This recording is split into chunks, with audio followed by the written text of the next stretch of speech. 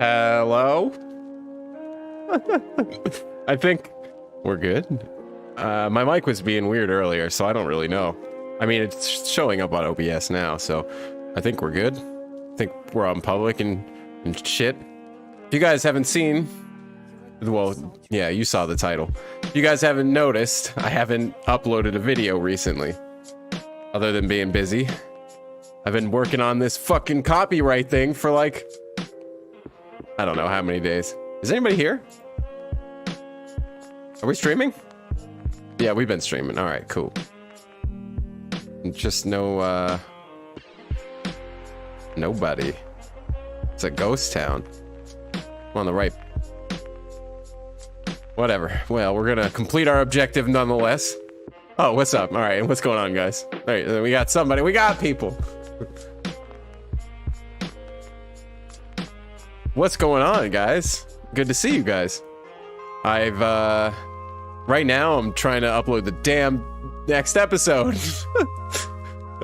Oh, what's up, Jedi? Have a good day, man. Thanks for stopping by. I always forget what time it is for everybody. Hopefully it's good for you guys. Anyway, how has everybody been doing? Because there hasn't been much going on over here. Hopefully you guys have been doing all right. 37 subs. Nice, Jedi. If anybody's not subscribed to Jedi in the chat, do yourself a favor and do that. He's overanalyzing the long holiday episode 1 so far. So if you guys are interested, go check it out. And with that being said, let's check on this bad boy. All right, so we're doing it, guys. We're at 52% on the check. So as some of you may know, YouTube, when you upload the video, it uploads and then it like processes and then it copyright checks. So we're on the last step. I've deleted all the other ones because there was about 17 of this fucking episode. Yeah. And we'll see if this one works. If not, I'm gonna just edit it real time with you guys because yeah, so those of you here may get a sneak peek at the episode just out of the sheer editing we may have to do. What's up, guys? Everybody new? How's it going? What's up, Harrison? Thanks, Great Dane. Sound familiar? I think this is it's usually the same order with the playlist I start. I'm listening to Closed on Sunday, their live playlist to Star Wars music and stuff. Support them by giving them the live view right now. And usually it starts off on the clone theme, and if it doesn't, I wait for it and I'll start streaming when the clone theme pops up because yeah, I don't know. It's kind of the vibe of this whole channel. Well, yeah, to an extent. All right, this is just taking forever. It's been at least like 30 minutes so far to get to this point. I can't remember how long the episode is actually. I have no idea. No idea. I have to get up for the first day of school in 13 hours, rip. Oh man, yeah, I forgot it's that time, huh? Yeah, I guess most of my nieces and nephews are already starting. Some of them are just about to start. I also got D&D. I'm gonna have some mates over and play some D&D. Nice. I'm usually not awake this time of day, so I haven't heard it before. Oh, nice. Yeah, I guess, what is it? That's last time we streamed, I think it was like, and maybe it was afternoon, I can't remember. Afternoon my time, at least. So about like 5 hours earlier than now. Sometimes I want to stream in like midnight, I swear, when my time, or like 2 in the morning. But I'm like, I don't even know who's gonna be awake. Yeah, it's kind of hard to judge sometimes, but normally there's at least someone here. Sorry, I'm not ignoring chat. You know what? Let me just put it up on the other monitor. We don't really need to see OBS levels. It's fine. Everything's fine. So will we watch the episode all together as soon as it's up? I mean, when it gets up live, when it's posted, I'm usually there in the premiere, just hanging out. So we could do that. I mean, as far as me playing it, I don't know. Maybe if it passes a copyright check, then I guess technically if I play it, I wouldn't get copyrighted. You would think, though, I should say, because, oh boy, sometimes it catches just the Kevin Kiner score at the end in the end credits, like it's too loud and it's like, hey, you can't do that. So I just keep lowering it until it doesn't find it. And sometimes when I lower the volume, it finds a clip that it didn't find and upload before. It's fucking weird, man. I don't know how it works. YouTube has suddenly decided to give me 2.5 or 2,000 views per video. Nice, dude. Hell yeah. That's awesome. The Clone Wars versus Rebels. I guess the answer is obvious. Yeah, it sure fucking is. You know what's funny? I was just literally 5 minutes before I started streaming, I was watching clips from Rebels, the scene where Rex and Ahsoka, you know, get reunited and everything, and God, it was just like, it felt so good to see. I don't know, I got all weird and in my feels, and I started overanalyzing everybody's face in the background when it was happening. Yeah, I have a weird way of thinking.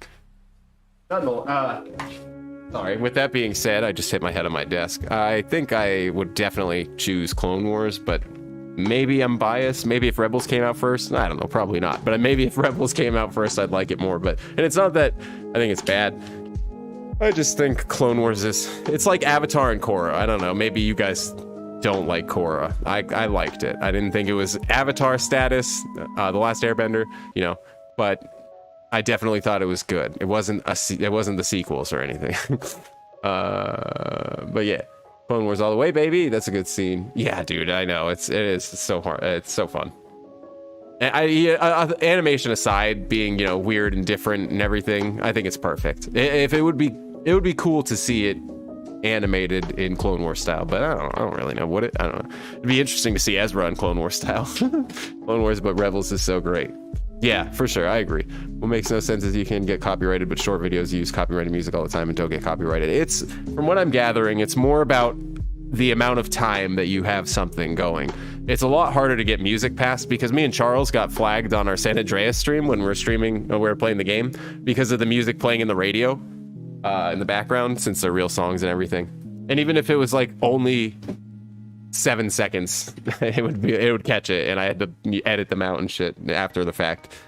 But I think it's a little bit easier to do with video clips. Obviously, you see clips of Star Wars stuff on YouTube that are like 20 seconds long. Sometimes you see an entire damn scene. Like there was a lot of posts from Kenobi, and it was like, I swear, like 2 minutes long, no cut at all, and they somehow got past copyright. I don't understand. See you later, Jedi. I like that scene, but it's also just fan service. Yeah, but Rebels without fan service wouldn't be nearly as good. Yeah, unless it was like maybe season 3, season 4, and some of season 2. Without the fan service, I do think it would be a little bit more boring. Except for those, like season 3 and 4 are pretty good on their own. They don't need the fan service, even though they have them. I think they're good on their own. What's your 10 out of 10 song movie? Well, you're gone now, I think, Jedi, but my 10 out of 10? I mean, like my favorites, I guess. My favorite song, probably. I don't know. I don't know the answer to either of them, actually. I'm indecisive. I hope we'll see Ezra again in the future. Yeah, me too. I mean, hopefully the casting info is real and it's gonna be in Ahsoka. I mean, I don't see how he can't not be in Ahsoka, but will it be the same? We don't know. What's up, Headhunter? Need any help with the copyright? Not, just patience, just send patience.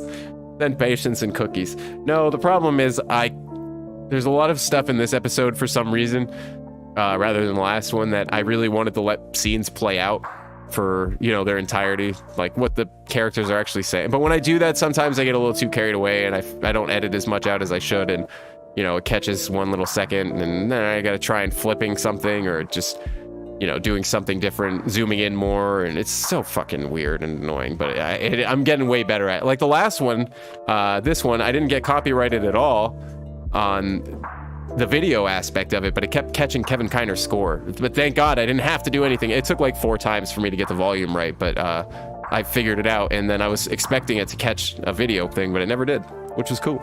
It's weird how that works.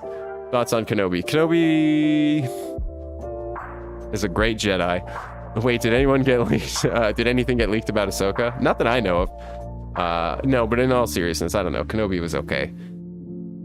I'm still planning on overanalyzing the music in Kenobi because that shit I cannot forgive. I'm starting to be able to forgive. I don't really like, I like to let things stew for a couple months if they're that thought-provoking. Not necessarily in a good way, but like, you know, with The Last Jedi, when you guys walked out of the theater, I'm sure you're like, what the fuck did I just see? Good or bad, I like to let those things simmer for a few months before I really start to come up with my own opinions on them. You know, I just try to forget it happened until now, and I'm able to think clearly. I don't know. It's just lazy. And what pisses me off is it's like they really did that guy dirty who wrote the actual script for the movie, because they basically just took his movie and used his stuff, but did whatever they want. They pulled a George Lucas and selling, you know, like when they sold it or whatever. I think. No, never mind. But yeah, I don't know. As far as the leaks of Ahsoka, I don't know. How we doing on the stream? All right, sweet. Everything still looks like it's working. And what the why is this taking so long? I hate it. See, the percentage has been done for like what, 5 minutes now, and it's just like, yeah, we're still doing it. It's a good thing you gave me a fucking percentage, YouTube. Sorry. Yeah, I don't know what can be done. Got my pre-filled little descriptions, but I might as well. I'm gonna assume that it's gonna work, and we're just gonna go ahead and make yeah. So this is number what, 18? Right? Just copy this and just edit everything out. Yeah, number 18, episode 18. Not hashtag 18, YouTube. You're so stupid. What is this? Defenders of Peace? I think. Yeah. Season 1, episode 14. Episode 14. Oh. Alright, everything else should be the same. It's still checking? Yeah, still checking. I'm gonna keep going forward and assuming that it's not gonna stop. Alright. So where am I gonna put the little you guys get to see what the YouTube thing looks like. I don't know if you guys have ever seen this. So this is, yeah, okay, this is the one that I've got. Oh wait, yeah, okay. I don't want to do it over everybody's patron name, so I'm trying to find where it fades out. Gotta give them respect, because they're paying my bills. I mean, you know, they're giving me money. I don't know if I'm paying my bills. It's still like, it's, you know, it doesn't matter if it's $1 or $1 million. I appreciate it nonetheless. Overanalyzing Clone Wars Live. Okay, yeah, so let's save that. Would it not be 18 in the description? Did I put? Oh, yeah, I guess you're right. Thank you for pointing that out to me. I think the other ones are correct. I'm gonna hope so. I gotta double check that now. You got me thinking.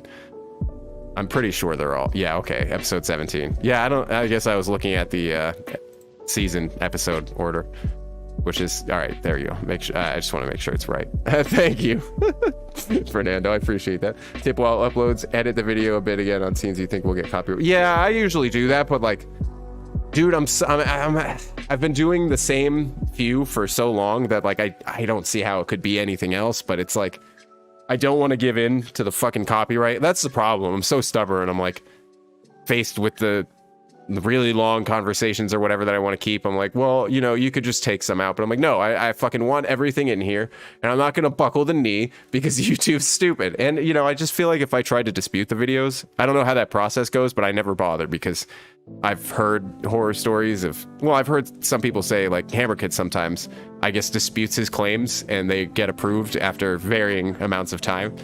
But I feel like Disney's, nah, I've already tried to do that once just for a test with one of my live streams. We were, me and my girlfriend, I can't remember which one. I think it was, yeah, me and my girlfriend were playing, oh, that's neat. I didn't know it was like that. Which one? Yeah, the Mario Kart stream or whatever.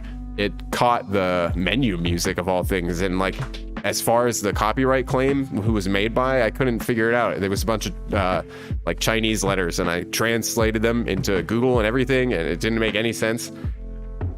Yeah, so I disputed it. I was like, nah, get the fuck out of here. I know that's not right. Like, that can't happen. And after 30 days, nothing happened. And it's just like, it just went away. I was like, yeah, all right. So that was cool. But I don't think Disney would be the same. And I don't really want to worry about all that. But I don't know, man. The other ones didn't take this long at this random checking still running. Like, after the percentage was done, it didn't even get to the full percentage on most of them. It'd be like 80%. And it'd be like, yeah, no. The Clone Wars and Rebels are different in a few fundamental ways, one of which is the fact that in the Clone Wars, we follow many different characters from all over the galaxy in a non-linear order. Touche. And it works really well in the Clone Wars, but I feel like it wouldn't work as well in other shows like The Mandalorian. I don't know why. In Rebels, we follow the same crew, the Ghosts, and we follow them through a linear story. Both, yeah. I've heard horror stories and music became very... Yeah. It's the Force. It's the will of the Force. Come on, man. Oh, hey, Bonnie. What are you doing down there? My cat's just meowing for no reason. Yep. Oh, boy. I don't know if my mic's, if the settings are picking her up, because I've got a noise gate on, so you don't hear my fan and whatnot. And you don't hear me breathing like a weirdo. Bonnie. At least that's what her papers said on when I adopted her from the Humane Society or whatever. I could have changed them, but they're both my two cats that I adopted. And yeah, they come to their names and everything, so it's just like, whatever. Yeah, and as far as the spelling goes, that's just what their piece of paper said. So I was like, yeah, that's how it's gonna be. They're I guess almost 8. I've had them for like 3.5 years. In February, I assume-ish, they'll be 8. Oh, my little kitties. Gotta start changing you to the senior formula and whatnot. Yeah, you big chunk. Ever since Bonnie's little health scare when I first started the channel, her random will to die, ever since that got better, she's back to a big old chunk. I mean, not too big, you know, not like unhealthy cat big, but she's got a little round belly. You're a good person for adopting those sweet cats. Yeah, they're awesome. I would love to have a dog too. I would love to have a bunch of animals, but I can't have anything really in my apartment that I live in. I could get a dog that's under 20 pounds, but I don't know. I don't even have a backyard to let them out in, and I'm hardly here, so it's like I'm not gonna do that. The cats, you know, they've got a lot of things to climb and cat places to go and like cat trees and whatnot, so they keep themselves busy. They like the window, and yeah, they're good. And I'm here, like, you know, I only work like 8 hours and 9 hours usually. Sometimes like the most is like I worked 14 hours the other day, but you know, whatever. It's not a big deal, but trying to copyright dollars. Dude, you scared me, Destroy. I read your brother died. I was like, oh shit. Damn it. And then my every death video. Oh yeah, dude. Because YouTube doesn't let you remove songs from a 7-hour video, Headhunter. That's insane.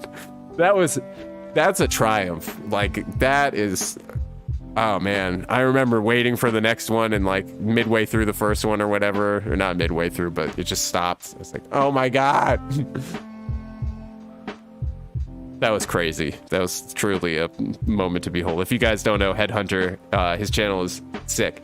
And there's a lot of cool videos, death counts and stuff like that. And there was every Death in Star Wars video that was like 7 hours long. And during the premiere, it like got copyrighted a couple times, I think.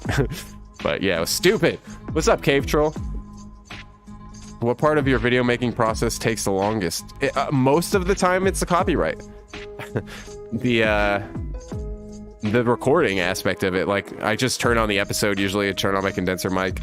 And yeah, I'll just pause it and stop and say whatever I'm gonna say. Sometimes I try and make little notes or bullet points, like don't forget this, you know, whatever. But I don't know. I tried to do a couple of scripted things before, and when I write scripts, like exact word scripts, I can't say them naturally in any way whatsoever. It sounds super awkward for some reason. And yeah, well, it just sounds like it's just being read on a script. So I don't know. I just try and write down like, what the fuck is that? And like, usually my notes one day, maybe I'll post some of them because they're so funny. And yeah, other than that, the editing takes usually a pretty solid 8 hours, pretty solid 8 or 10 hours. Now I never do it straight because my ADD won't allow it, and it gets really tedious, man. Like after like a couple hours, I'm already scrolling on YouTube videos. Last night I was looking for one like split second, like maybe 3 seconds of content to put in the video, a scene from Rocket Power, an old cartoon, and that shit had me on a rabbit hole for 3 hours straight, and then I just got wrapped into watching Rocket Power. So it varies. The copyright process just takes so long because you gotta wait for all this shit. And like, yeah, Headhunter said you could try and make a bunch of edits and do that, but for the most part, I know where it's probably gonna happen before I upload it. So I try to be ahead of it, but like I said, I'm just too stubborn to take shit out. Wait, is Headhunter channel sick? Is there a cure? Sad face. I mean, if we get copyrighted, there's no cure for any disease, as far as I'm concerned. And you can't remove songs after your video gets 100,000 views. Oh shit, I didn't know that either. I mean, I think the highest view count I have on a video is 8,000 maybe, and I think that's the first one, which is crazy. And Rookies, for some reason, is like, I mean, not for some reason, but it's weird that one's like way ahead. So you got, it makes sense that the first one is, because, you know, if people like see the video, any of the videos, they're probably like, oh, I wonder how it started. Let me go from the beginning. And then they probably stop watching because it sucks. And that's why, that's why the rest are at like 5,000, 5,000, 5,000, 5,000, 5,000, 5,000, 5,000. And then Rookies all of a sudden is at 7,000. Well, I remember that one. That one was the, that video is where like the biggest spike in the analytics happened. The first one, like I remember sitting there at like 2 in the morning, and then all of a sudden, like within an hour, we had like 300 new subscribers, and by the time I woke up, it was like a crazy amount. So that was dope, and that makes sense. But yeah, it's still a popular one. I don't know if that's rewatchability or like the YouTube algorithm suggests that one to people a lot, but it's weird how that works, because this one's 6,000, and we get back down to the 5,000s for a couple of them, and then, you know, I guess the thumbnails, I feel like, for these ones kind of make sense as to why they have more views. Like, yeah, that's a dope shot of Grievous. And, like, yeah, that shot of... I mean, what other shot would I have used?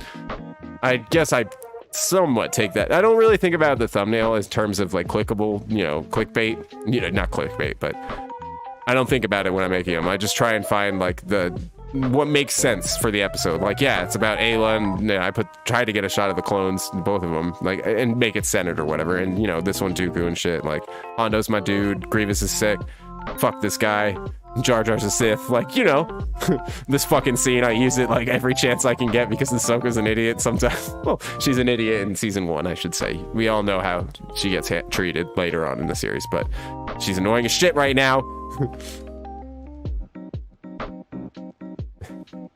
I swear I'm not an angry person. Hey, what's up, Daniel? I've been all right. Other than trying to get this damn copyright, I've been working so fucking much, guys, which is awesome because I definitely needed to. I guess I might have gone a little too hard with all the free time I had in the beginning of the channel when I first started, you know, uploading once per week, which is doable, but not when you have to go make money too. And yeah, I suffered, but it's not the only thing that was going on in life. There was a whole roller coaster of things that were going wrong. And yeah, they're getting better, but at the same time, it's like they're getting better, but now I have so much less time to edit and do YouTube and everything, which sucks. I don't want it to be this way. But yeah. I once edited a movie we made in college for an exam project. Its length was going to be 5 minutes. It took 5 hours to edit. That's how it be. I mean, my videos are like, what, 15 minutes on average, I say? Like 16, I guess? And yeah, 8 hours, like, that checks out. Ish. But yeah, it's hard. It doesn't matter. It's so tedious. It's not that it's hard to edit. It just takes forever.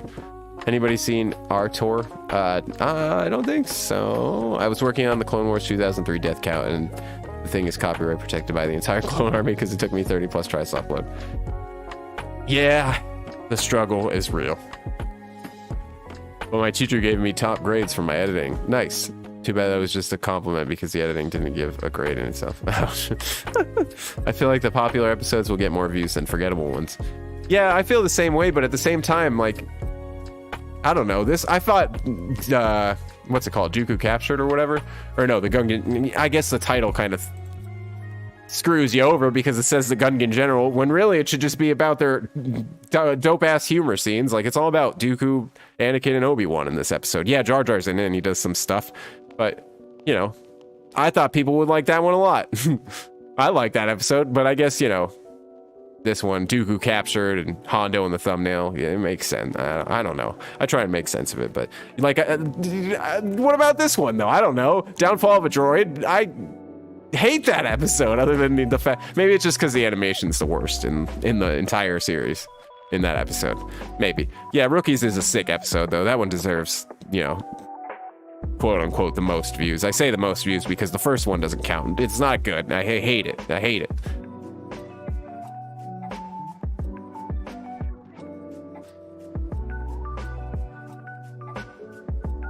It took me 2 years to create the every death video. Yeah, that's intense. I spent 30 minutes editing a 40-second clip of crappy Minecraft footage for only 3 people to see as an inside joke. Gungan General is a good episode. Yeah, for sure. There's so many of good episodes to come too. Like I'm trying not to watch ahead too much because I want it to genuinely be a surprise if I find something.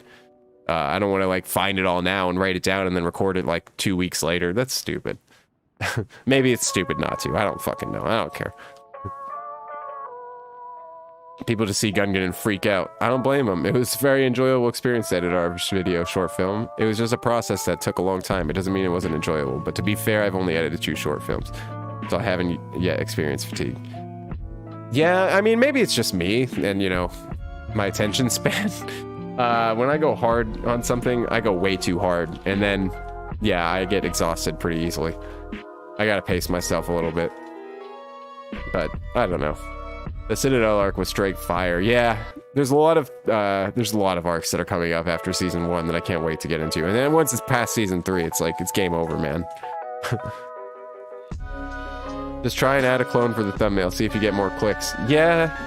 Let's see. Let's try and see what we got going on here. So, I mean, all right, clone.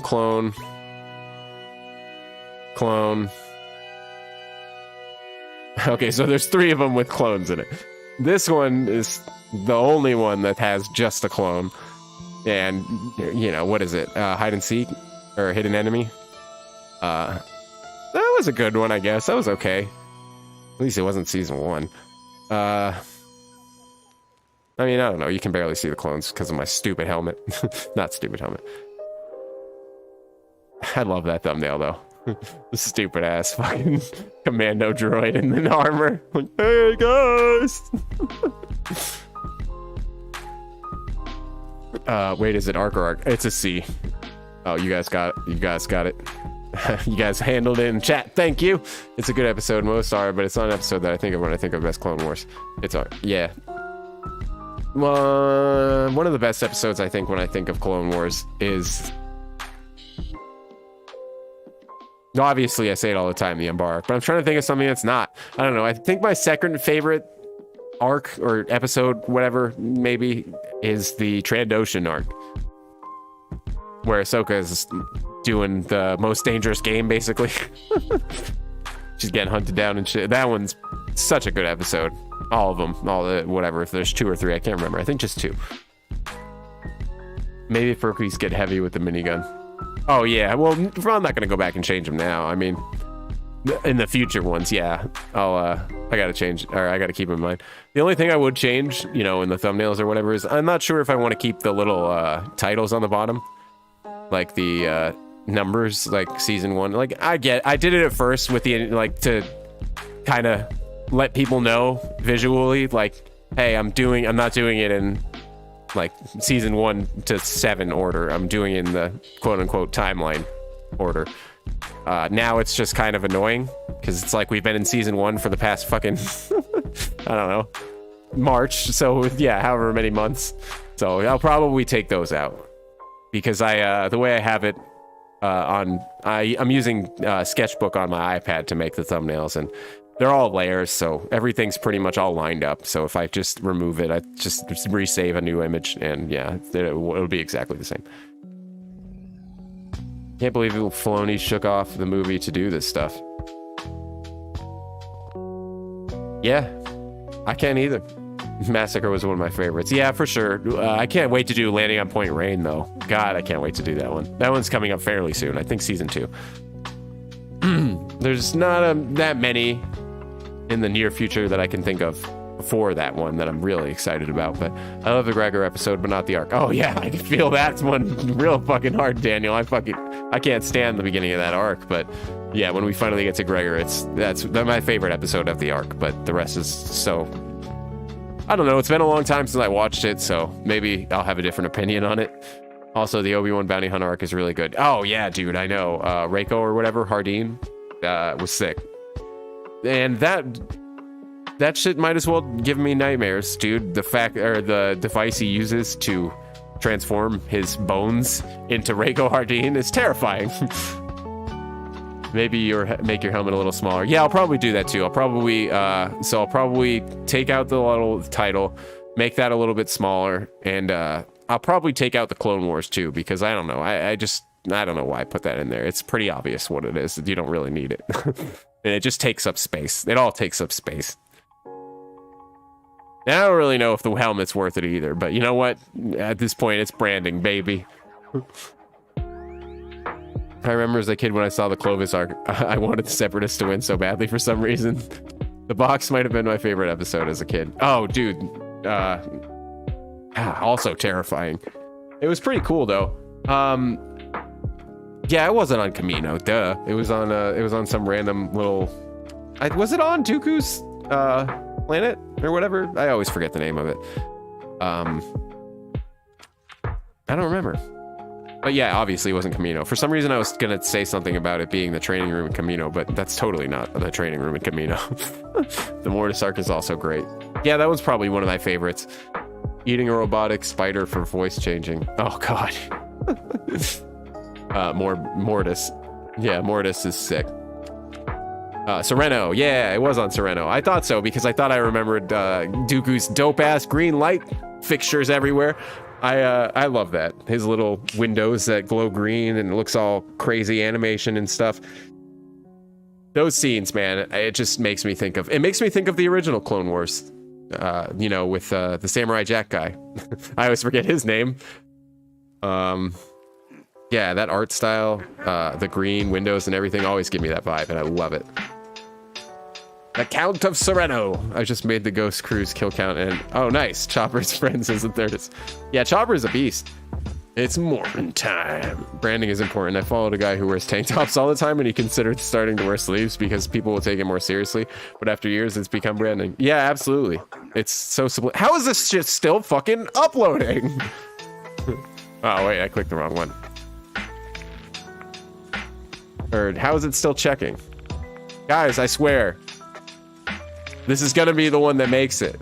You guys are gonna see it live, and this stream is gonna be for nothing. Why wanted death? My favorite part of the Mortis arc was when the father said, "It's Mortis." It's Mortis time, you know. I can't remember what I was helping with my girlfriend with earlier, but I was helping her do something around the house, and I kept saying, and every time that she wanted me to do it, I'd be like, "It's clobbering time."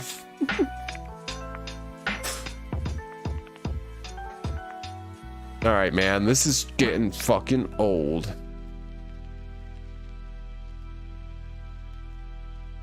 Hmm. 10 people in here. I need... If we get 20 people in here, I'll watch the episode right now.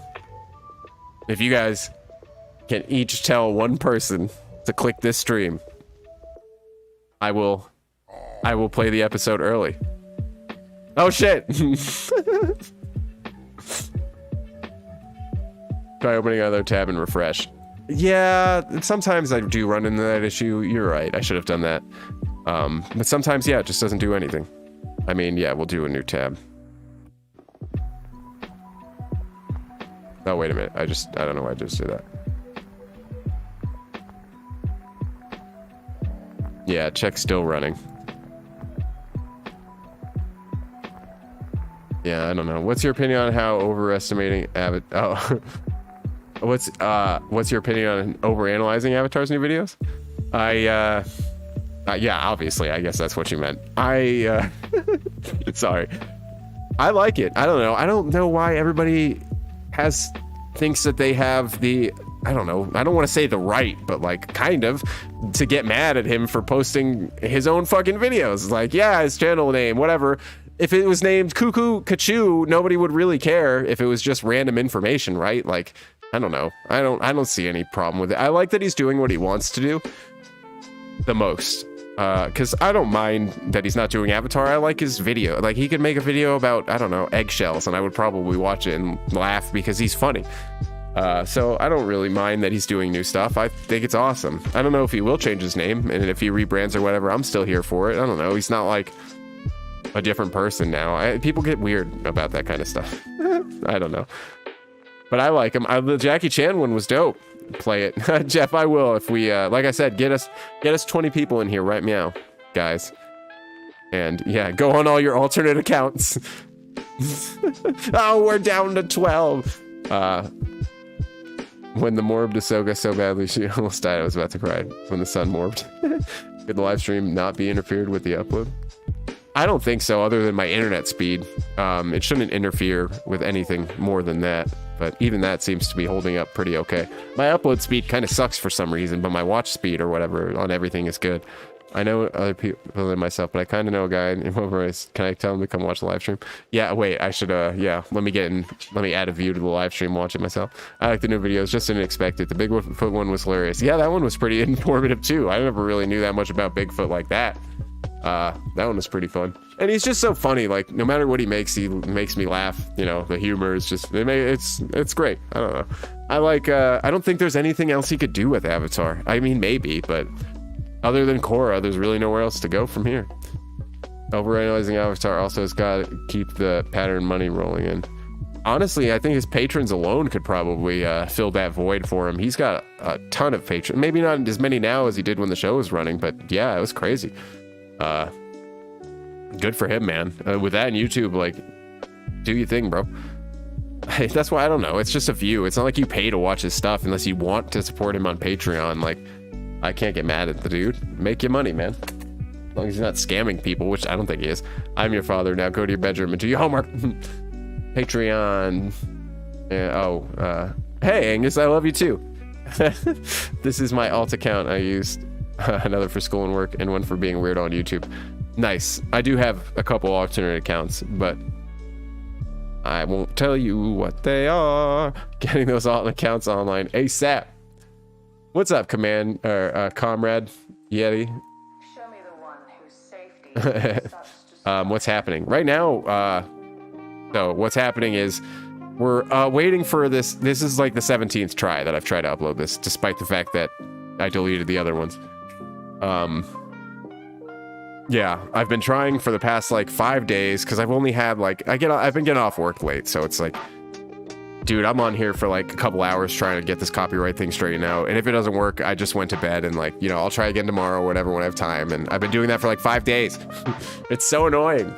But yeah, today I'm off and I've been doing this all morning. And that's the story of my life. Overanalyzing Avatar once got me thinking. Toph's last name was Miggly Cuddy just because he said it all super confidently. Yeah, but we're middle name, right? Miggly Cuddy Beifong. You guys talking about Overanalyzing guy the first? The first. Yeah. That's funny. I think I would be the third or fourth that I know of. I tried to keep track of all the No, there's a couple of Overanalyzing channels actually that I'm not thinking about. School starts tomorrow. Not if you don't go. I'm just kidding. Go to school. Try putting your helmet with low opacity over the... Oh, yeah, that's... over the scene gets copyrighted. Oh, yeah, as far as the... I thought you meant the thumbnail. Yeah, there's always options like that, and... Try and keep it as, like... as raw and native as possible. You know, as, you know, similar to the actual episode. Not for any reason. There's really no reason. It's probably stupid. I don't know. I just... And I don't want to give the knee, man. We can't do... The answer is not to submit, it's to fight. So I'm trying to fight. I mean, honestly, most of the time I just either flip the image or I just blow it up. And I still, even after the image is blown up, I just put the, the black bars or whatever on the top and bottom in the same space. So you don't really notice that I've actually edited it most of the time. And that usually throws YouTube off enough. Or, of course, there's always just throwing old, other episodes that are kind of similar, like, some example instead of having the whole scene. There's so many different ways, but I try to avoid like the watermark stuff because I don't know, it just annoys the piss out of me that I have to do that. Like, we shouldn't have to go through that trouble in the first place, so I'm not. I'm gonna have to at some point. I started rewatching Overanalyzing Avatar series, and I love his rant on Katara not being able to use doorknobs. Yeah, the cat. When somebody was like, my cat can't open doors. Your cat's seen you use doors. It's fucking hilarious. For me, you're the third, and Hammer's the second. That's the order I met you guys. Nice. I'm on a 15-hour drive from Virginia back to Canada. When I watch the YouTubers' videos, it's always a combination of production quality, video style, the creator's personality, if applicable, and the subject matter. Yeah, here it is, Star Wars Clone Wars. That's correct. I don't know. I watch so many different not weird YouTubers, but when you look at the variety, I suppose you could say it's weird. Yeah, I watch all kinds of different YouTubers. If there's a vibe, there's a vibe. That's what I say. That all doesn't click for me, I don't watch. I support you. Thank you for... I'm glad it all clicked for this channel. That's dope as hell, actually. Makes me feel good. I went to a summer camp one time and the owner's dog was literally able to open doors. Yeah, he's seen them use doors, Destroyer. It would be really fun to collab with Overanalyzing Avatar. Yeah, obviously it'd be like dope as hell to collab with Overanalyzing Avatar, but at the same time, I just want to... we can't be in a room. He's in Canada, and I'm in the almost farthest point from the U.S. that you could be from Canada, in Florida. Oh yeah, there's further points south, technically speaking, than where I am. But you know what? Whatever. It would be cool as shit to do a video or collab with them, even just to like have a Discord chat with them. I don't know, just to shoot the shit. And I don't know. Maybe one day. He's reached out to Hammer Kids. I know that. I know they've I don't really know to what capacity, but I know that on the first video he like commented on it just to pretty much let everybody know, like, hey dude, if you're gonna say some shit, back off. He's just doing his thing and that's cool. And so yeah, he's a cool dude. Obviously he wouldn't go out of his way to do that here because I don't know if he even knows what the Clone Wars is. Well, I know he knows what it is because everybody kept asking him about it. That's the reason I was like, somebody's got to do this shit, man. And so I did it, not realizing that the original Overanalyzing Clone Wars was already a thing. Which I actually have all their links in my description in all the videos because we all fam out here. Oh shit, I didn't realize until just now that the video actually came out to be 19 minutes. I have no idea how this filled 19 minutes worth of content, unless I forgot to cut like a big chunk of something out. That seems like, I don't know, man, crazy. I mean, the last one, I guess it makes sense that it was shorter. This one was way more fun.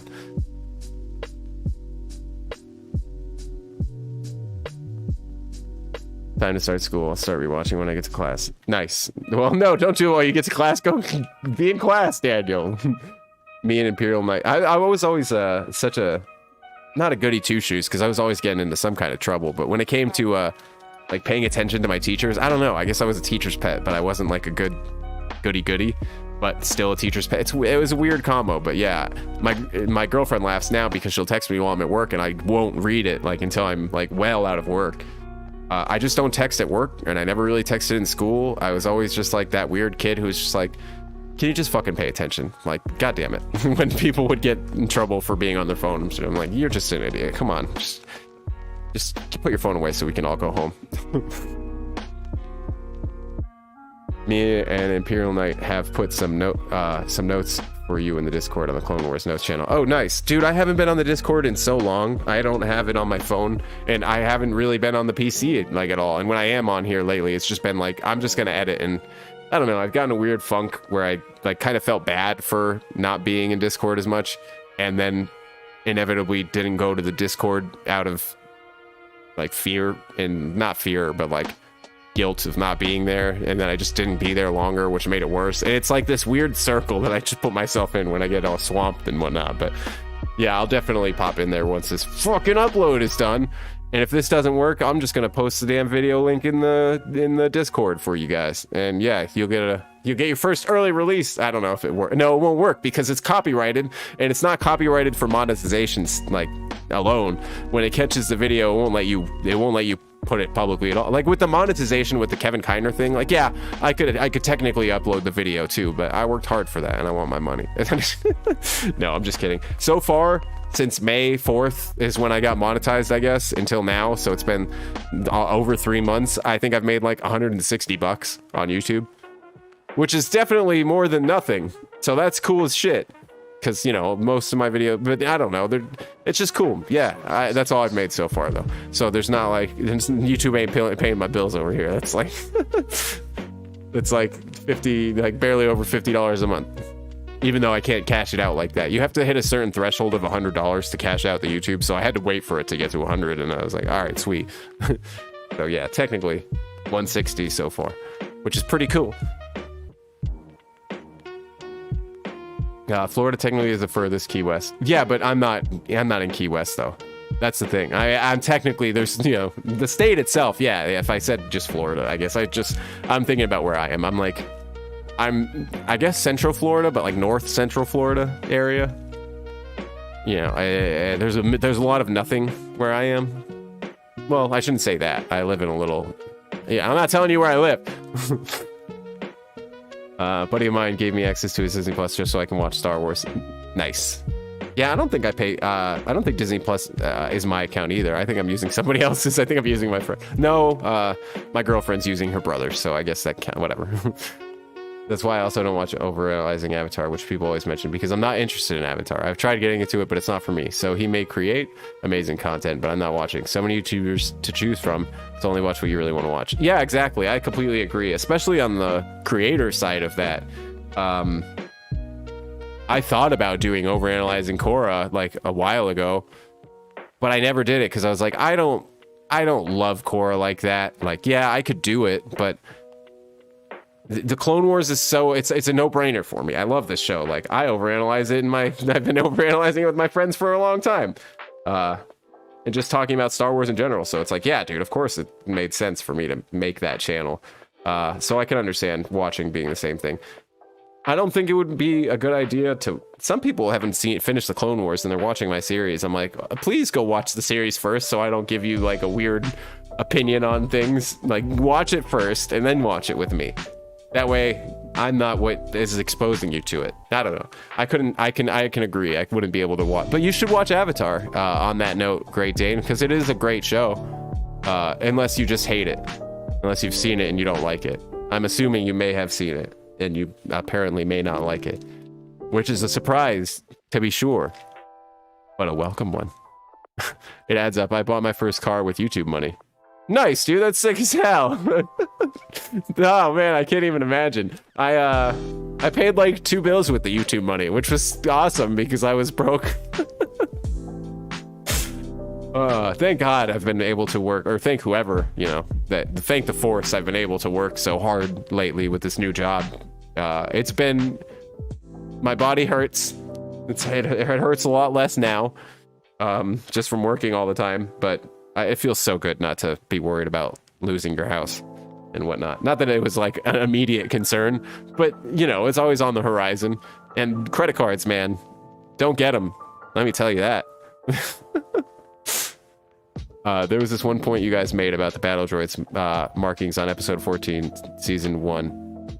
That was crazy. Wait a minute, isn't that this episode? Episode 14, season 1. Yeah, that's Defenders of Peace. Unless, I don't know, maybe I'm just not thinking about it the way that I'm supposed to be thinking about it. Episode 14 of our series? I don't know. I can't remember anything in... You'll have to elaborate, Destroyer. You got monetized on May the 4th. Yeah, I know! With Vinny, that's so cool. I can't remember. I think I made a community post about it, but I submitted my application on like the 28th or 27th of April, and it takes a while for them to get back with you a decision. They have to check your channel if you have any copyright strikes or whatever. I don't know really what they actually do. But yeah, I passed, and I got the email on May the 4th at like 1 o'clock in the morning. It was the coolest thing ever. I was like, oh, it was meant to be. You know, whatever. I don't know. It made me happy, that's for sure. Love your content, dude. Thank you, Jordan. If it doesn't blow up now, it will later. I mean, it would be cool if it did. I definitely, when I really thought about making the channel, I was like, okay, so what? Now we're like 7 months in, 8 months into the making the 7, I think, basically. By month 7, I was like, maybe I'll have, maybe I'll be able to get monetized after a year, you know? And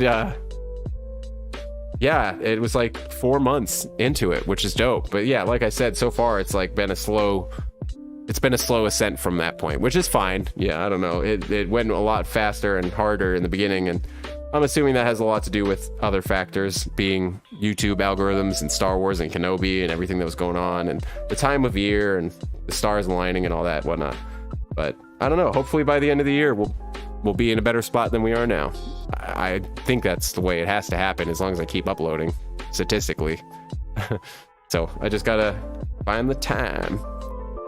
Also, how does taxes work with YouTube revenue? I don't know yet. I'll have to figure that out when I come January, February time. I'm interested to find out, though. I'm in English, writing a comparative analysis on Clone Wars and Red Redemption 2. Nice! Daniel, go pay attention. Don't be distracted. That is the way of the Sith. Disney has made so many blunders with their movies, so I wouldn't be comfortable with supporting them financially. That's kind of how I feel about it. But at the same time, I'm still supporting their numbers by watching it on Disney Plus. I really don't want to, because they really make me mad. If they only or mostly made amazing content, I might have had subscribed. Yeah, I agree. I would totally pay for my own subscription monthly instead of using my girlfriend's brother's. Daniel, how does that work out for you? Sounds very cool. Yeah, I definitely am curious to see how that paper goes. Nope, you're right. It is. Didn't mean to say that. Fat fingers. I don't think we are getting to 20. Oh yeah, I forgot about that. Thank you for reminding me. No, we're at like 13, 11. No. What was the highest? So we had 14 people in here at one point and 2 points. Come on, guys. Where are them alternative accounts? You're supposed to have 70 alternative accounts. YouTube is definitely not a good stable income every 2 months this year. I've been demonetized. Oh, wow. Yeah, but you're doing the Lord's work over there, Headhunter, with your, like, that 7-hour video alone. Like, I can only imagine that they're trying to catch you riding dirty out here. But they're not gonna. I know what you mean, Doom. Yeah, this episode is the same as the one you're uploading now. The point they made was on the Discord. Oh, yeah, because I'm a terrible person and I haven't been in Discord. Damn it. Well, I mean, I'm glad you guys are still in there. That's cool. That makes me happy. And I'll be in there. I mean, most creators never talk to people in their Discord. I guess those creators also have like hundreds of thousands of subscribers, and I have no excuse. But it's not about the excuse. It's about the time of day. You know, I'm not on the computer or anything all day. And yeah, I could put it on my phone. But my phone is such a piece of shit as it is. I literally have the cheapest smartphone you can pretty much buy. It's an LG, I think, Lotus. It was like $150. If that tells you anything about me. I just break phones, like the screen and everything, so easily. And if that would be the case, I figured, hey, might as well get a cheap one. I cannot believe that this really isn't working.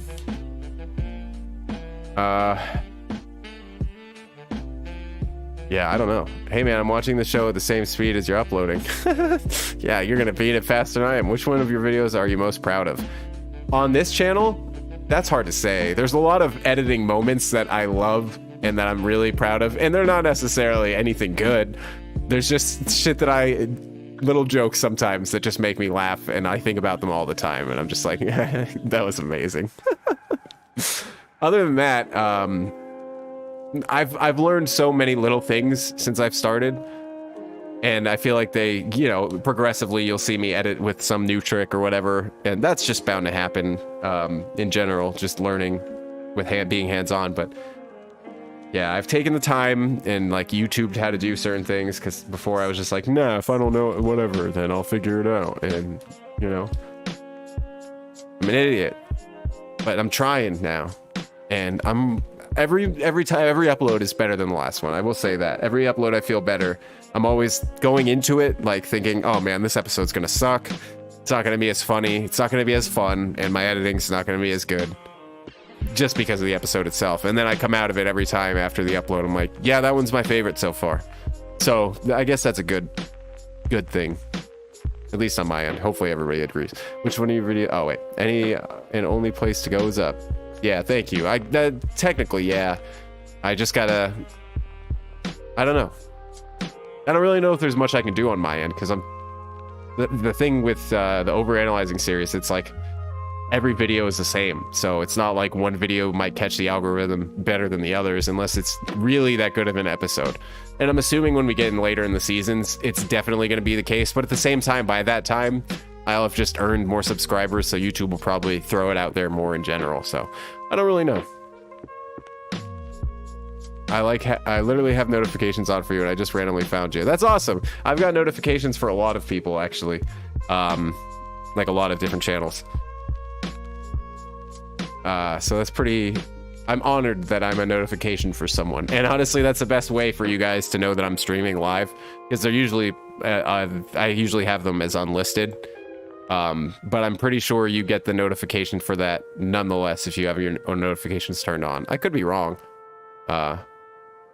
But I think that's how it works. But yeah, turn your notifications on, everybody. Thank you, Jordan. I bought my phone for 30% off. I love it. Yeah, I really, really wanted the most expensive Samsung you can buy. But it was like, I think it was more than one of the iPhones. I don't remember. I don't know. It was the, it had a really fancy stylus with a pressure sensor on it and everything, which my Apple Pencil does the same thing. I got that after the fact. I originally got it to make covers for my music, like album art. Oh my God!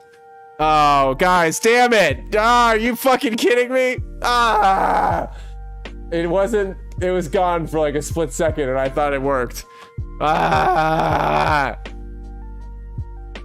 Damn it! I'm so mad. Just gotta upload more. I can't now because of the stupid fucking.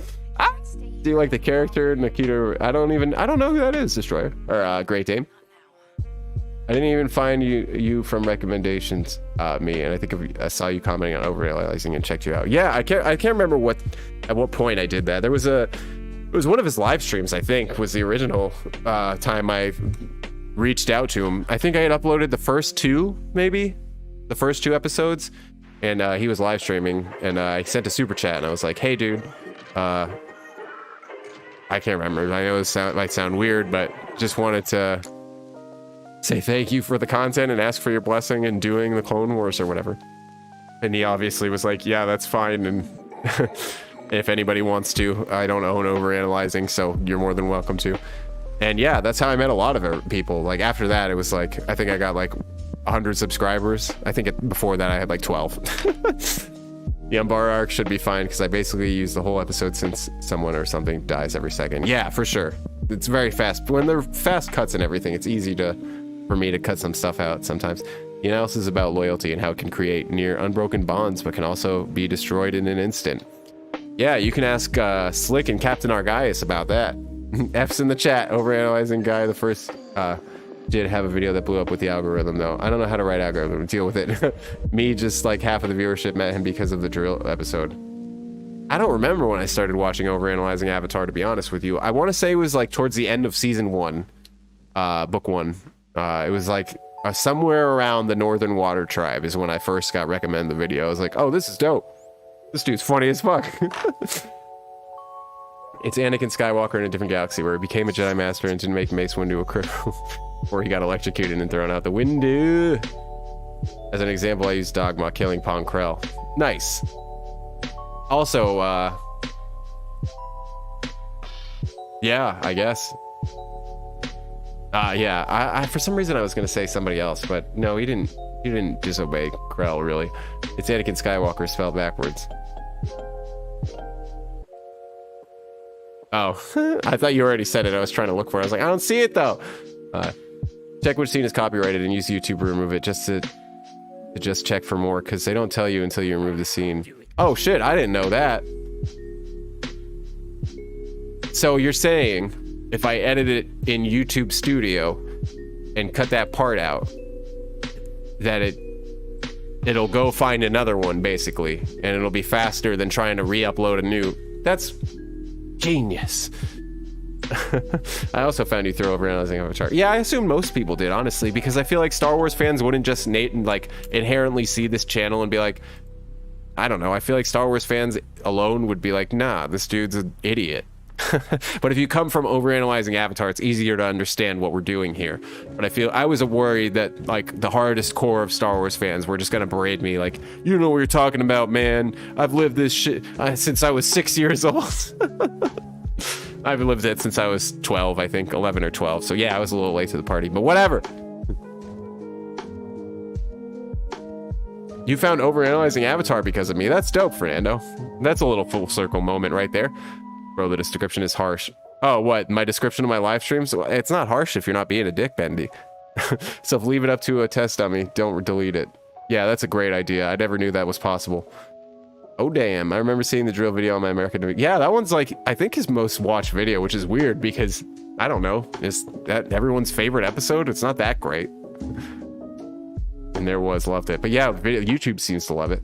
Yeah, but you got to click where it says copyright claim, and it says, oh yeah, I know that. I've just been so distracted with chat. Yeah, I know that. I got to, oh, wrong one. Let's see where it is in general, guys. And I'm pretty sure it's gonna just be the video and not the Kevin Kiner thing. So yeah, you can look down and it'll see, it'll show you everything. Oh, come on. Okay. Oh, damn it, it is Kevin Kiner too. That's fine. We'll deal with that when we deal with that. That's not that hard. I kind of figured that was going to happen. Oh, it's being all weird. I love that he thinks this is... Okay, guys, you're going to get a sneak peek. All right. Let's see here. We're going to deal with this in real time, so... I'm going to pause, close on Sunday for a moment, and you guys can get your sneak peek. I came out of the womb watching A New Hope, baby. I think the drill was the first episode of Overanalyzing Avatar that blew up. It seems that way, honestly. Yeah, I guess that makes sense. It was probably just the one the algorithm picked up. It's kind of like My Rookies. It's like that's the weird outlier that has the most views, and it's like not the most recent at all. I gotta go now. Gotta get some sleep. Good luck with everything. I look forward to the video. It's always a highlight. Oh, thanks, man. I'm about to get to it, like, you know, right here. So we're gonna do it. You're cutting in and out. Oh, am I? Huh. Is it still cutting in and out? Let me see. Everything looks okay on OBS's end. I don't know what the heck happened. It was for a bit, not now. Maybe I accidentally hit the microphone or something.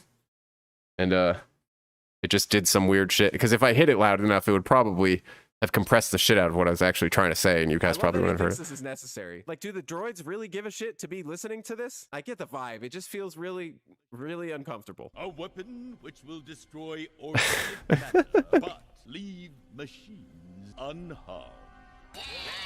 All right, 42. Okay, holy shit, that got way creepier. Okay, that's gonna be easy to edit.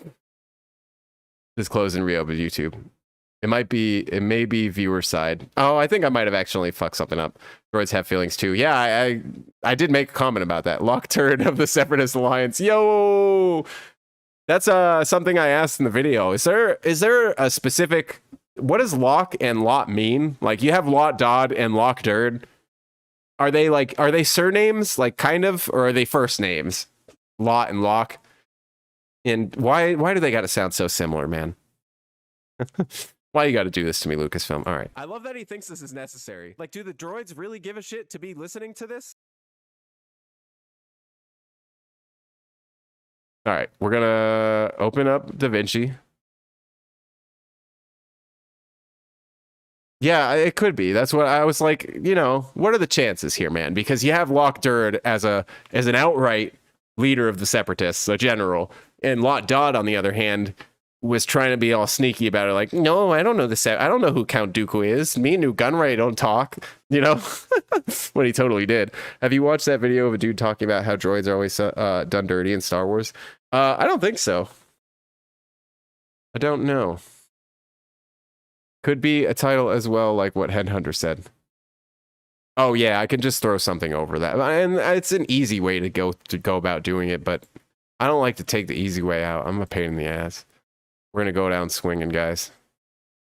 I mean, the title of the I let y'all know from the get go. All right, so this is what it looks like in DaVinci Resolve land for me. All right, I might have to here. You know what I'm gonna do? Give me 1 second. I'm gonna set up my iPad as my third monitor. That way I can have chat down here on my desk, and I can use my 2 monitors to edit. Is my iPad charged? I hope it is. Oh, lock dirt. Lock first. You should whine about this on Twitter. That seems to work. No, I'm not going anywhere near Twitter. Y'all, I mean, I have a Twitter account. If you see, there's one Twitter, but you guys, if you ever see an account that says it's Overanalyzing Star Wars posting on Twitter, it's not me, because I only have my Twitter for appearances. I ain't trying to actually use it. I just wanted to keep that domain name, baby. All right, so we're at 19%. I think I can pull that off for a little while without having to charge it. Oh, wait a minute. What are we doing right now? Let's, sorry, guys. There you go. Get the vibe back a little bit while I figure my life out. All right. So you guys are now living in my iPad. Creepy. All right. So now I can use both screens again. The Tragedy of Droids is the video. Pretty cool. Hang on, let me adjust my mic here. Yeah, I'll have to check that out. If you needed to watch a sequel movie for the rest of your life, what would it be? Oh, it would be The Last Jedi for sure. I don't care what you guys say, it's the best one. And it's only the best one because 9 was that terrible. In retrospect, I just think it's the best one. Obviously, the Luke thing is the worst out of all the sequel trilogies, I know, but it's not even the whole movie. That's only like 20 minutes of the actual movie. The rest of the movie is whatever.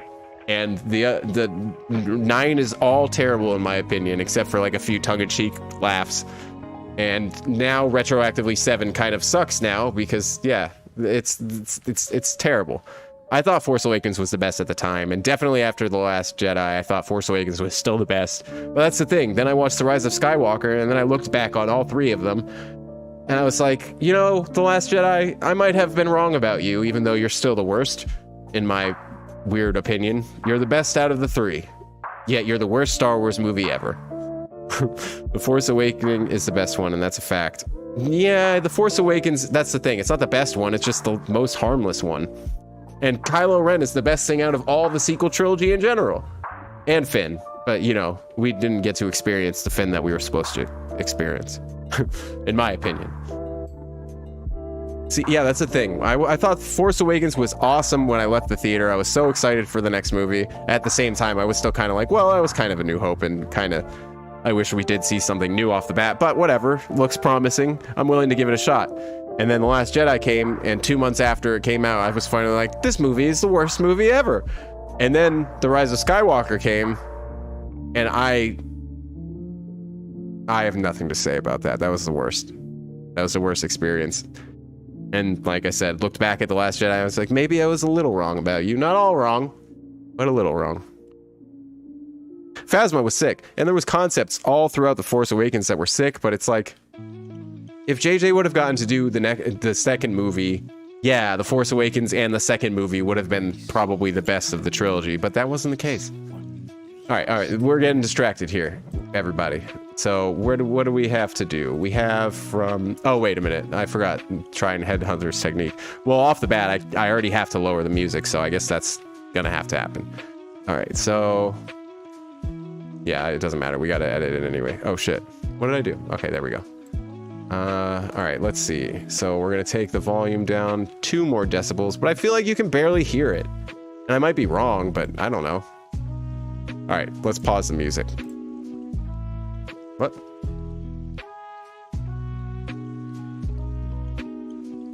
What's happening? Oh. Oh, yeah, okay. I saw The Last Jedi at my night premiere, and it was a good experience. I wore a Stormtrooper helmet, and everyone was dressed up. It was awesome. And when I watched The Rise of Skywalker, and me and my friends laughed at a dude of Skywalker the whole time. Yeah, it was not a good experience for me and my friends. We felt so cool about The Force Awakens. We all showed up, and we were like, what, 24, 25? A bunch of 25-year-olds in the theater with our like little plastic lightsabers and whatnot from Walmart that we grabbed real quick, and we were all like dressed up and shit, not in like costume or anything, but like wearing our Star Wars shirts and whatever Star Wars gear.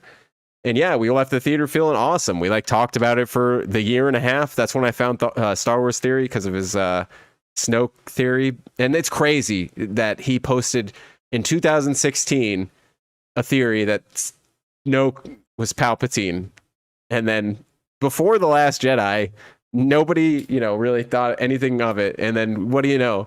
He wound up being Palpatine after all, out of Disney's sheer lack of creativity. But yeah, fun times in life. All right. Also look up Shad versus fight scene, Autopsy on The Last Jedi. The only good fight in the movie actually started to look like garbage with his perspective.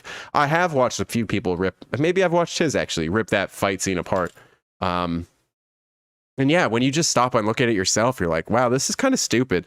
But I don't know. I don't spend too much time, except for this channel, I guess, looking into the minute things like that, because there's so many glaring issues with that movie that it's like, what do I care about the fight being wrong? The movie was terrible anyway. And saw the flaws and hated it. Yeah, see, if it was some music flaws, I get it though. That's his profession, and that's what he walks, or maybe not profession. You know what I mean? That's what he does. That's his thing. So like, it's if you work on like, let's say you buy a blue car, you're gonna go outside, and I swear, all you're gonna see are blue cars all of a sudden. Like you get fixated on the things that you're familiar with or like and surrounded with. So I can see why that would really bother somebody like that. Like the only thing that would really bother me is like the Kenobi music. Like that shit bothers me to no end. If I was a writer, I'm sure I would get more mad about the writing, but like, I don't know. I don't really care. Patron shout out. All right. So that's the music part. We're gonna, you know what? For shits and giggles, let's just do another decibel. Or so. Decibel. Decimal. Not decimal. All right, 723, 742. This is going to be easy because this one is really of no consequence. It's just me talking. When they're talking, I don't like to edit it, but when it's me talking, it makes it a lot easier because it doesn't really matter what I'm showing on screen at the time. So it started from this clip, it looks like, and that's exactly where I start talking. All right, so yeah, I don't know. I'm sure this probably looks really ugly and weird to you guys, but this is how I edit my stuff. I start out with my track, my vocal track or whatever, which is, usually the entirety of the episode and then some because I pause a lot. And then the first thing I do is I come in the vocal track and I cut all the spaces out where I'm not saying anything really, or, maybe if I said something incorrectly or it took me a couple tries. Sometimes I get tongue-tied, so I have to say something like 3 times to actually get a good take of it. And at that point, it's kind of scripted, I guess. But yeah, sometimes I'm like, oh, what are you trying to say? That would be a fun video for my patrons. One day I'll probably do like an unedited take of my actual track. Because this is all just copy and paste. And then I just find the episode and I see, that's the tongue tying I'm talking about. I paste it wherever it's supposed to go, like time wise on the episode. And sometimes I have to do multiple tracks because some things I say overlap. And then I get into snipping the actual episode. And yeah, I straighten it all out, put any clips and shit. Sometimes I need a couple video tracks. This is for some reason I have this audio track specifically for the intro, just to make sure that my volume continuity isn't that bad. But yeah, I usually don't fuck with that. And then, sometimes I do. I like to see if anybody notices.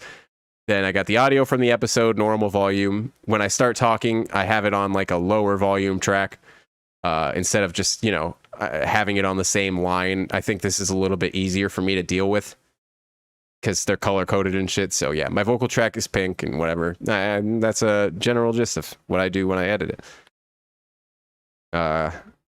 I do music and didn't see anything wrong with Kenobi music. It's not that there's like, incorrect wrong. It's just a disservice wrong. I mean, when you compare it to Star Wars as a whole and the moments in Kenobi where they mattered the most and where the show was like supposed to be make or break, the music fucking failed so hard. Like, yeah, it's an okay score, but that's just the problem. Like, it's not supposed to be just an okay project. It's Star Wars, you know? Like, the music is not, like, I swear, like, people don't give the I mean, of course they give the music plenty of credit. I shouldn't say they don't give the music enough credit, but like, it's wild to mess with Star Wars and put different songs over it and like put different tracks over it and tell me how it makes you feel. Like, it changes everything. So the fact that fans themselves had to go in and make edits of Kenobi with like the Revenge of the Sith music, for instance, between Anakin and Obi-Wan, and it really makes it that much more powerful. I'm really mad that the writers of the Kenobi music were that lazy about it. Like, it's such simple, like, I don't know. It's like the most simple, like, no, I don't want to, it's hard to compare it to anything movie score wise, because it's easier to compare to pop songs. Like, you have basic chord structures that pretty much all pop songs follow. And I feel like that's exactly cinema score wise what they did with Kenobi. And it's very sad to me. But yeah, I don't know. Kids, yeah, I think the issue is extremely bland. Headhunter says, yeah, but so are the prequels at times, but the music comes in clutch when the dialogue isn't necessarily that great. And yeah, you can make arguments about wooden dialogue, and George meant to, and it was intentional, but you know, you can't underestimate the power of the music. So I feel like if the music was top tier Star Wars quality, people would have come out of Kenobi, maybe not thinking it was like the best show, but I don't think people would be that upset. Not that people are like up in arms about it, but some people are. I don't know. It's definitely bland, but the music would have helped put some spice in there. You have no idea how messy and ugly the stuff I tried to edit. Kenobi was the first Star Wars show that let me feel like nothing, and I blame the music. Yeah, I do too.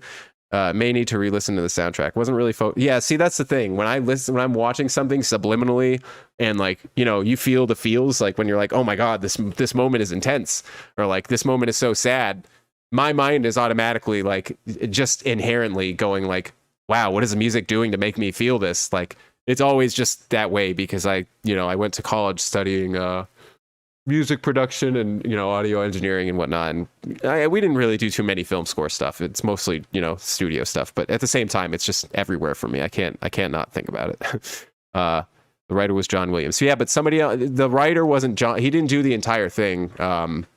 I thought that too, because I was like, whoa, how did John Williams drop the ball so hard? But no, he didn't write the entire Kenobi score. I thought that too originally, but I can't remember who they put in the credits. Apparently it was actually scored by somebody else, and John Williams just he might have just come to do like one thing, and like that's it. And I can't remember what that one thing is, but yeah, I know it wasn't 100% either one. I can't remember the logistics of it, but yeah, he only did a few. The rest were others. It was probably the producers that would have made that call. Really, I thought he did the full. So did I. I thought he did the full thing too. I was so confused when the music sucked. I was like, no way, he didn't do this. Like, somebody did this to him, or somebody did this to, yeah, whatever. And honestly, it's the only part that it's not bad. It's not that it's a bad score. Like I said, like it's a passable movie score, or like show score. You know, it's what you would expect from something. But I feel like you get so much more in good Star Wars content.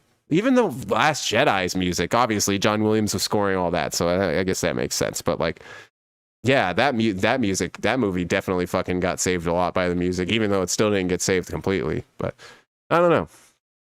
I guess I'm just a little salty about it. I guess I'm just salty because the fans did so much better. Like, there's one in particular. People like to put the Duel of the Fates over the Kenobi invader scene. I'm like, why would you do that? Like, I get it. It's cool, but I don't know. It doesn't make any more. It makes way more sense to have Revenge of the Sith music from Obi-Wan and Anakin's battle. And it worked better, I thought. I don't know. Unless he didn't orchestrate it. It was a possibility. He just wrote the music and someone else arranged it for the music for the orchestra. I don't know that that's exactly what happened, but I don't really know exactly what happened, so I can't say. Hey-oh, what's up, Chris? He did the Leia chase scene because they only showed him that scene for an example, and that's it. Oh, wow. I honestly thought he only did the trailer for Kenobi music, and I was like, oh, damn, that's fucking dirty, trying to sell us that. Like, oh, John Williams is back, and he's only doing the trailer music. Hold Up is the disc server just for patrons, for everyone with patron. Oh, what? What's up, Corchin? But what? Holeup is the disc server. Are you asking if the disc server is just for patrons or for everyone with Patreon channels?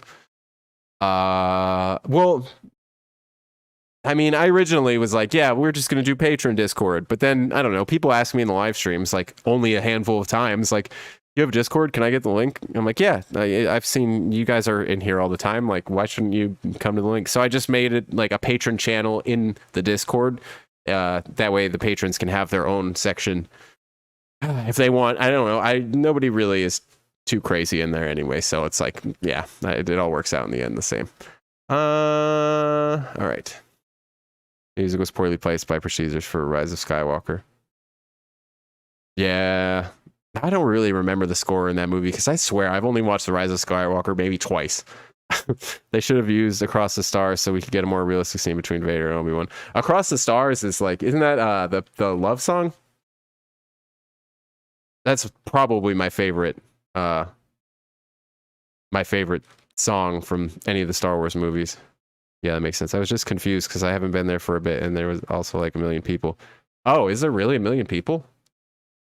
Since the last time we were all in there? Because I think like, no, I guess it's been like about a month, but I don't know. Maybe I'll have to double check. I don't know if shit got out of hand in there and I got to start kicking people out.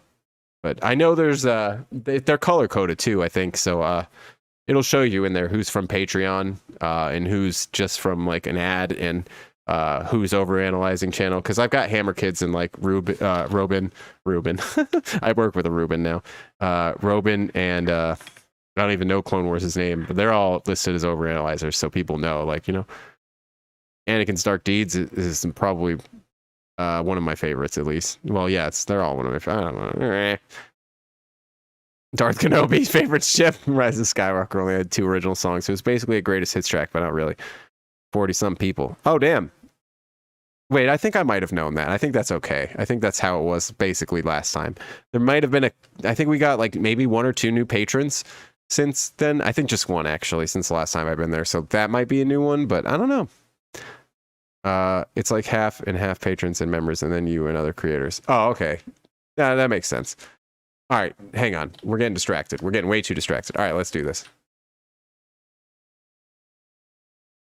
Oh, wow. It's actually running slower since I'm streaming. Like, it usually doesn't lag this much when I zoom.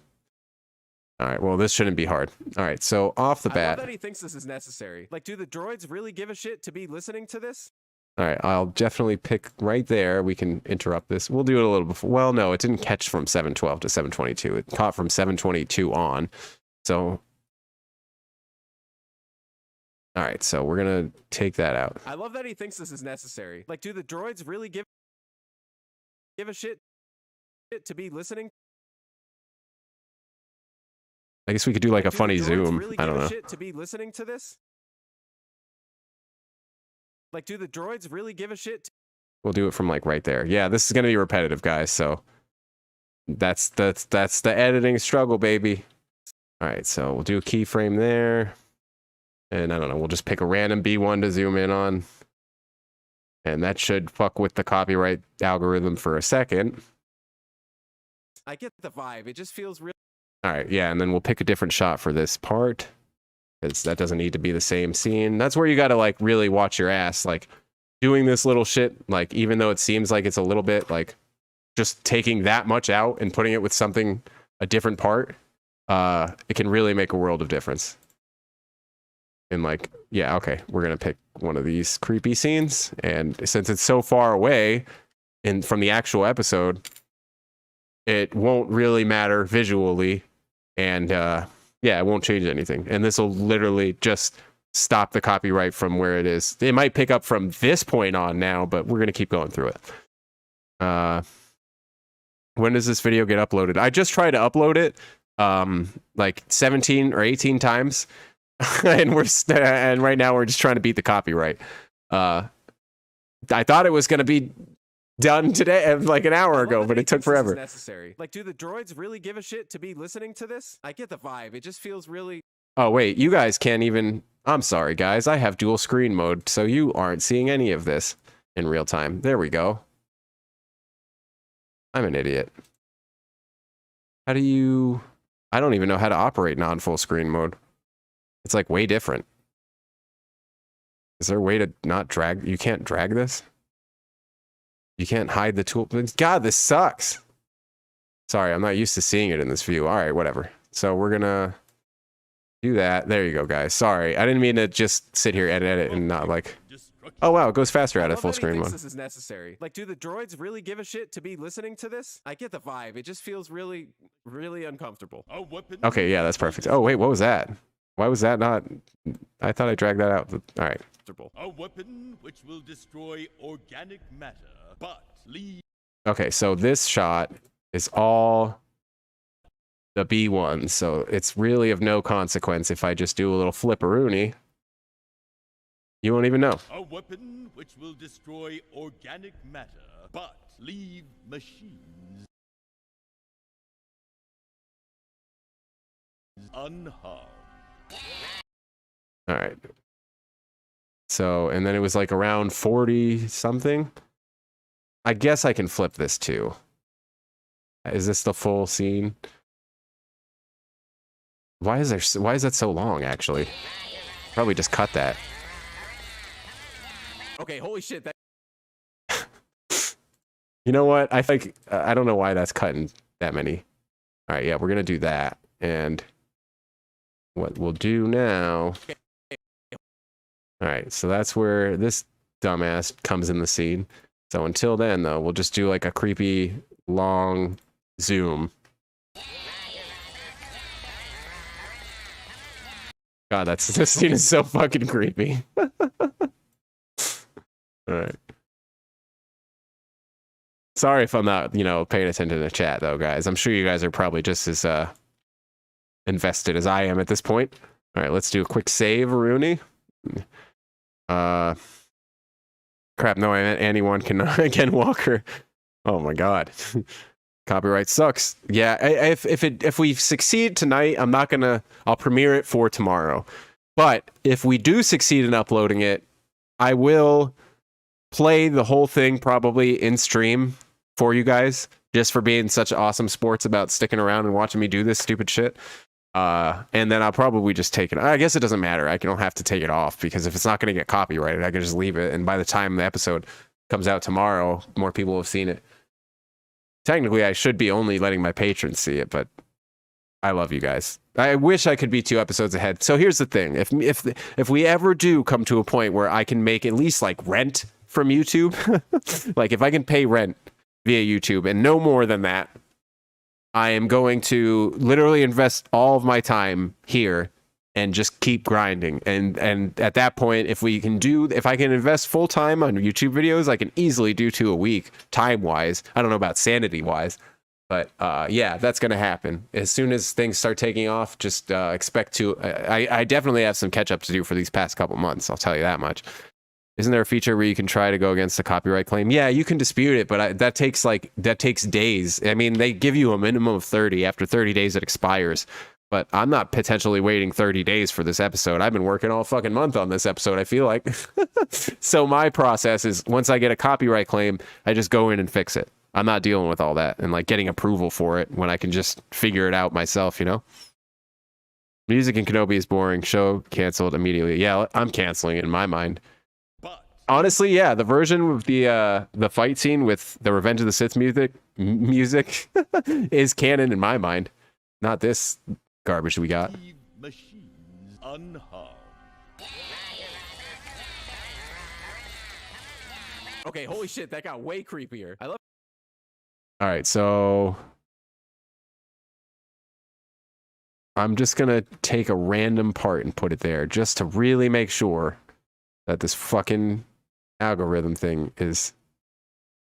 Oh wait, actually, I didn't realize that cut that.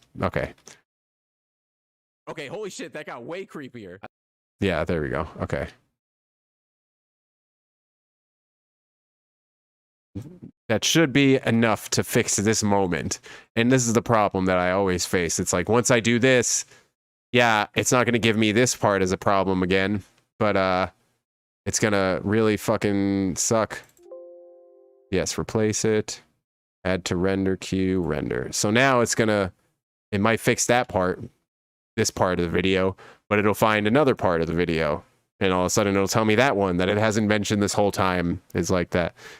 All right, so I got the music, and the next try, I guess we don't have to go back and do this in DaVinci again. We can just use the YouTube Studio editor and try that one next, because I had to do the music no matter what, and you can't. Unfortunately, you can't. There's no way to isolate the individual track via YouTube editor.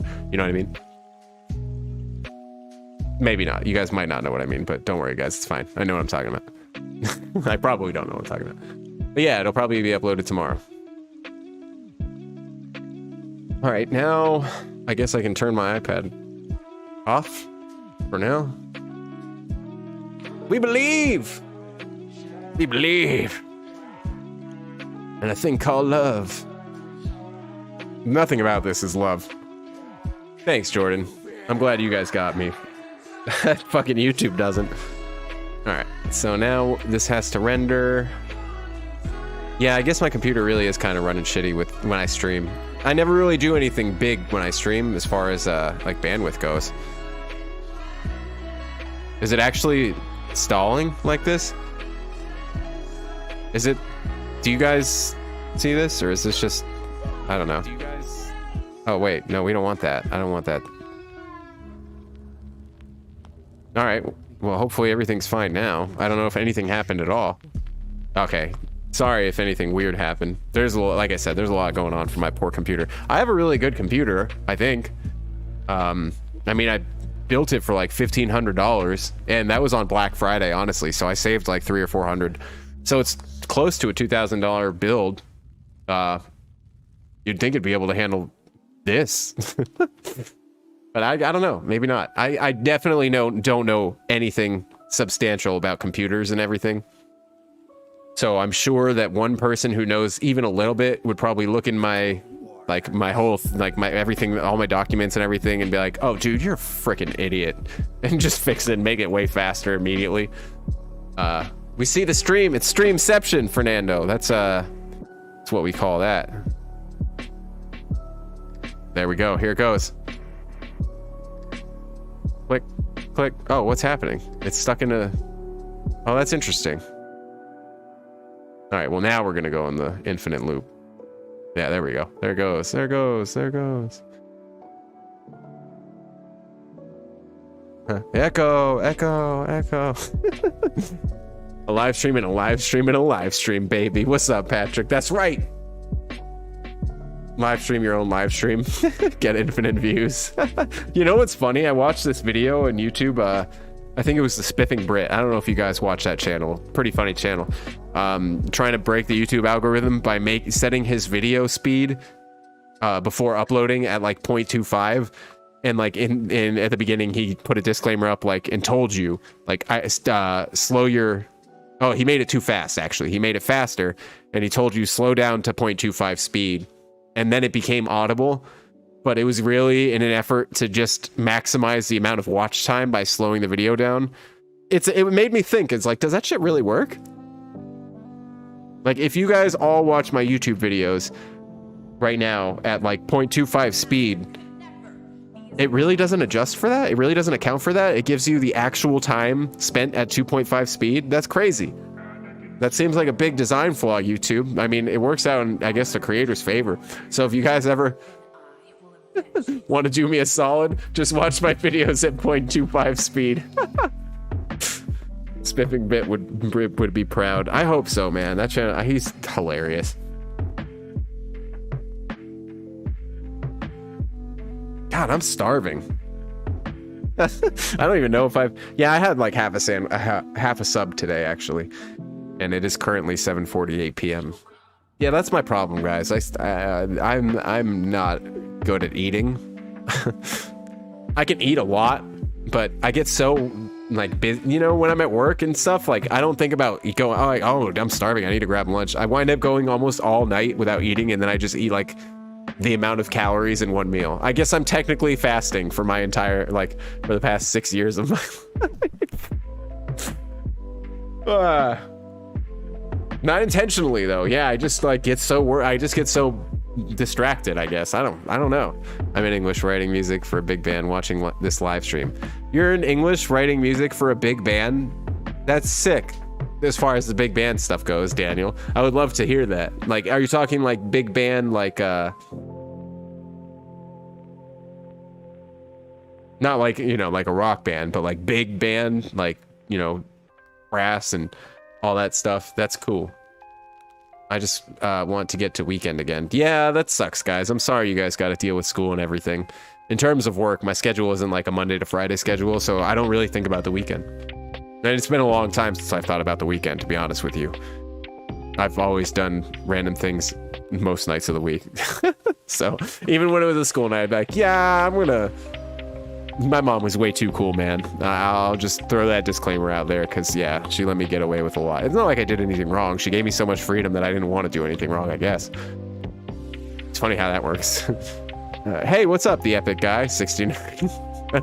Nice. The most epic guy there ever was. I'm really considering getting some food. Well, going and grabbing something. I'm not gonna like leave, and I'm probably not gonna have anything delivered. There's really nothing to deliver around here. I live in like the worst place for food, I feel like. Well, no, I guess not really. There's a lot of chains and stuff, but yeah, I don't know. Florida's kind of lame. Not even school, worse than that. University! Oh, no way. Yeah, it's technically, it is worse technically, but I don't know. I always had such a different attitude in college. Probably because, you know, you pay for it, so it's like, I actually wanted to learn. I mean, you know, the gen ed courses and everything are annoying as ever.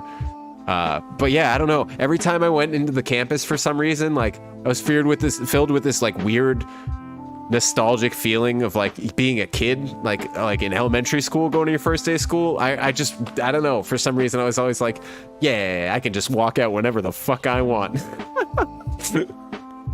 That's probably why I was always in such a chipper mood, because I was like, I don't really need to be here if I don't want to, but I'm gonna pay for it if I don't, so I gotta pay attention. Have you seen Rogue One is being released in theaters? Yeah, in IMAX or whatever. I don't know the specifics. It would be cool if they released it around me, because I would totally go see it. I wish the original saga would get released in cinemas. I saw Phantom Menace in 3D when it was released. I really want to see Revenge of the Sith in cinemas. Yeah, there's a pretty silly reason why I would love for them to be re-released in theaters. I don't know if I feel like I can say. I don't know if I'm allowed to tell you guys, but I really wish that they were released in theaters again, and 3D would be even better. University is both the best part of my day and also the worst. I get that. I feel that. Hello from Germany. Hey, what's up? That's awesome. Your videos are amazing, man. Love it. One of the best Star Wars channels. Wow, that is a dope-ass compliment. I really appreciate that one, because I don't know. I feel like there's so many Star Wars content, YouTubers, whatever, out there that I watch and I think are awesome. So that's one hell of a compliment. I definitely am far below the totem pole, but I appreciate that nonetheless. But the food is pretty cheap. Say it. Say what? Oh, say the reason that I want to see it in theaters? No, I can't, Headhunter. It's not allowed. My parents would... No, my parents... my parents wouldn't care, actually. But, no. But it's a tradition that me and my friends established in The Force Awakens of a way to watch the movies while they're in the theaters. And I'm not going to say what it is. I'm just going to leave it up to your imagination. And let me tell you something. 3D, IMAX 3D or whatever, watching it for the first time. Whoa. What a wild ride. Lock Dirt is a racist stereotype in Star Wars. Yeah, everybody's pretty much, I feel like, covers that box in Star Wars. All right, so let's do this. Upload videos, select files, overanalyzing Clone Wars, most recent. We're gonna keep it on private right now. Close. All right, guys, round technically 2 for you, 18 or 19 or something for me. Let's do this. I remember you told us mushrooms. I didn't say that, did I? I don't think I said that, Headhunter. I actually don't know quite what you're talking about. Oh man, guys, keep your fingers crossed that this fucking version's gonna upload. All right, let's just copy and paste this title over. I'm gonna go ahead and assume that it's gonna. We're just gonna go with the assumption that it is. Not looking back, episode. It is 18 this time. We're just gonna set up everything. Yeah, screw it. You're not gonna bring me down, Disney. Oh wow, did it stay from the last place? See, that's cool. I like YouTube when it does that. Thank you. All right. And now we wait.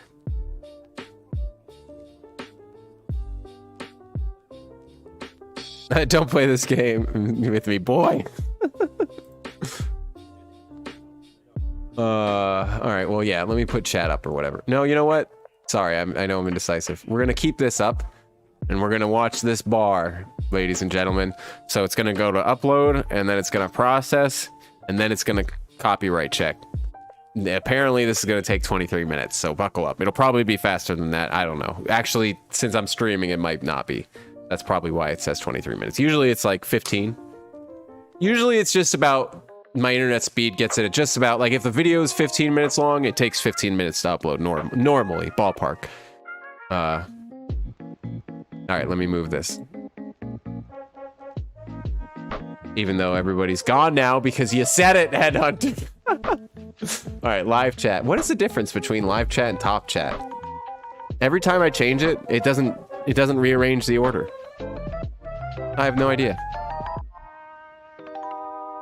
Oh, I don't know how you guys feel, but I definitely feel like I might turn on a video game at some point. I think I've really been binging a lot of Zelda content on YouTube, which isn't out of the norm anyway. Top chat usually doesn't show everything. Oh, okay. Well, I have it on live chat now. Sorry if I missed anybody, because it was just on top chat. I didn't realize that. But yeah, it didn't change the order of anything. So hopefully I didn't miss anything. I'm assuming that really comes into play when there's like a bajillion people commenting on a live stream per second. Not when it's like this slow and there's only 10 of us or whatever. But I don't know what it does it use to consider something a top chat. Yeah, I don't either. That's an interesting point. Guys, all right. I'll be right back in like 3 seconds. I'm gonna go raid my fridge and see if there's anything for me to just grab real quick. I doubt it, so I'll probably be back momentarily.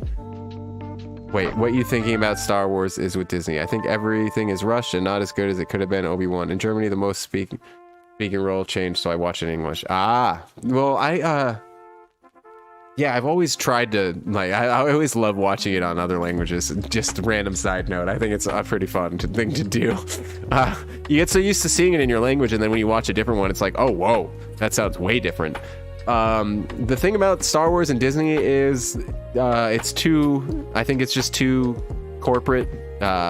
You know, the executives in suits and everything, and like stock shareholders are calling more shots in the end than the fans that make them, like Dave and all the crew and everything like that.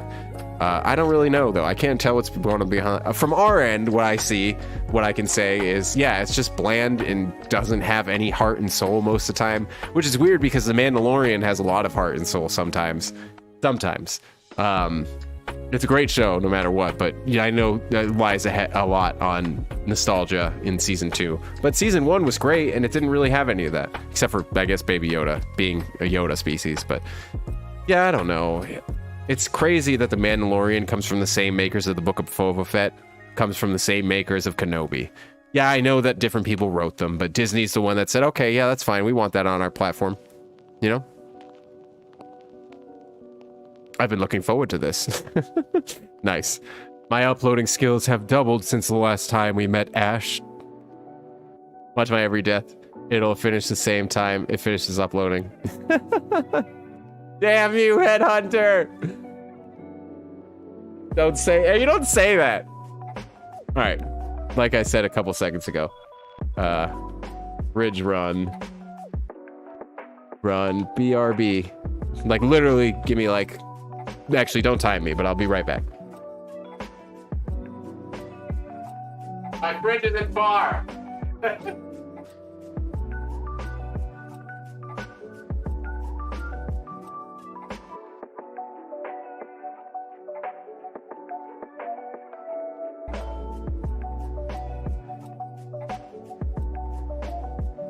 Oh, wow. It's actually pretty late, too.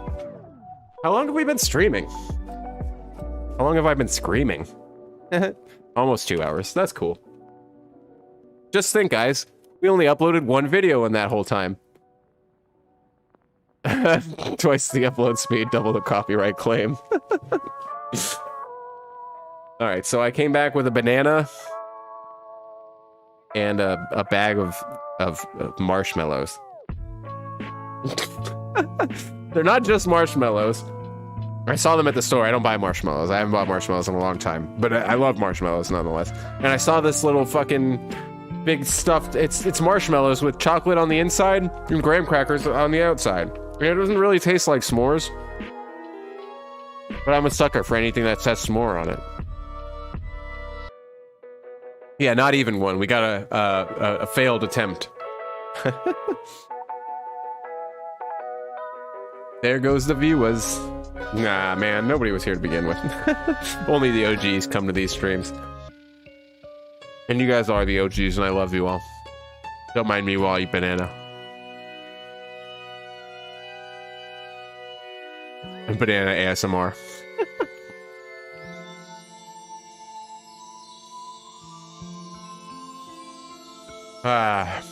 Only 16 minutes left, guys. I do have to make sure I get dinner going fairly soon for when my girlfriend gets home from work. So, other than that, we're straight. Yeah, I'm here. Thank you for being here. Sorry, did you say mushrooms or marshmallows? Oh, I said marshmallows. That's what we, that's the tradition, by the way. If you guys were wondering about the movie theater. Me and my friends, it's the best way to go watch the Star Wars movies in theater. Just bring a giant bag of marshmallows, and yeah, just...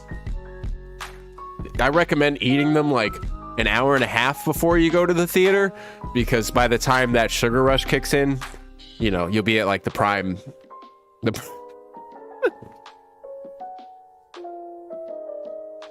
No, but these s'mores flavored marshmallows are really not that good. They taste like a cereal marshmallow. Like, they don't really taste like a real marshmallow. Like that weird, I don't even know how to describe it, marshmallow-esque flavor. And the graham cracker, like when you open the bag, I immediately smell coconuts. So that's how I know. I'm like, these aren't s'mores. You're not fooling me, stuffed puffs.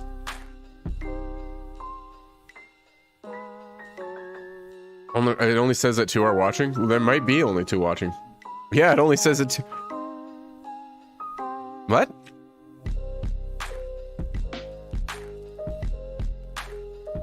Oh, wow. I don't know what's happening. I've never seen any of this.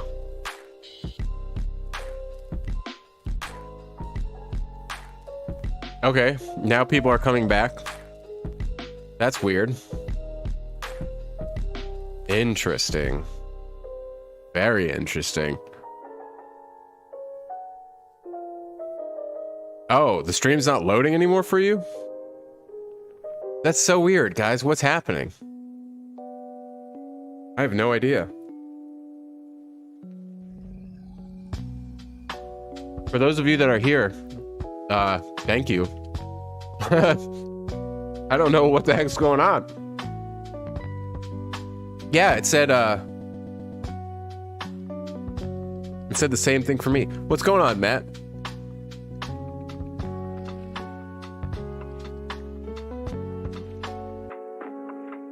Now the viewership is delayed. You're welcome. Alright, well that's good. Yeah, I don't know what this yellow thing is. Okay, that's gone now. Excellent condition, my ass. It says 2 people are here. That's fine. Oh yeah, what the hell happened here? We must have just died, and I wasn't even paying attention. I'm just sitting here talking and hopefully it was when I was getting food. Maybe that's why people were like, alright, peace, dude, I'm out. Buffering for a bit, but it fixed itself. Yeah, I don't know what the heck happened. But I'm glad it's good now.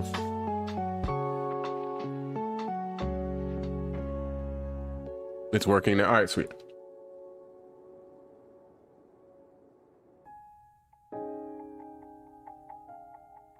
In Germany, it's 2 at night. I'm not writing so much, but it's like a nice podcast. Nice. Yeah.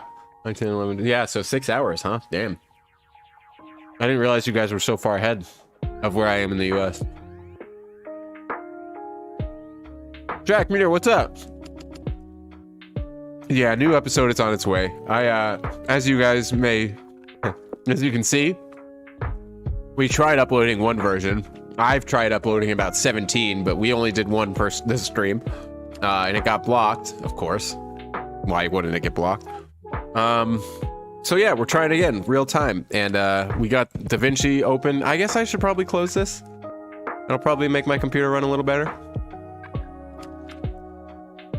All right, and yeah, we're gonna keep at it until we get it. Yeah, for me too. Yeah, it looked like it kind of crapped out there for a minute. Search up HP Lovecraft cats names. What? Should I? I don't know if I don't know.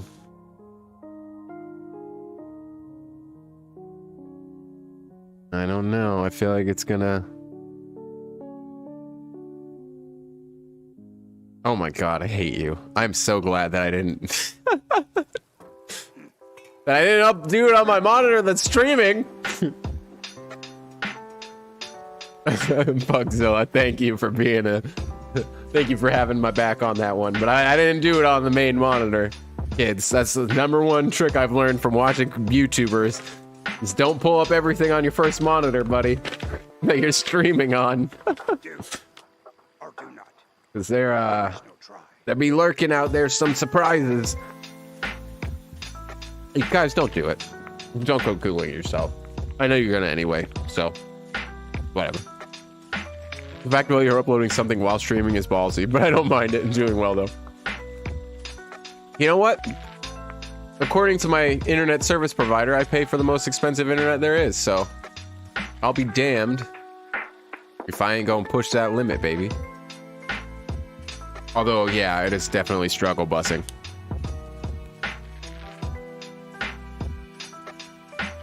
Quite noticeably.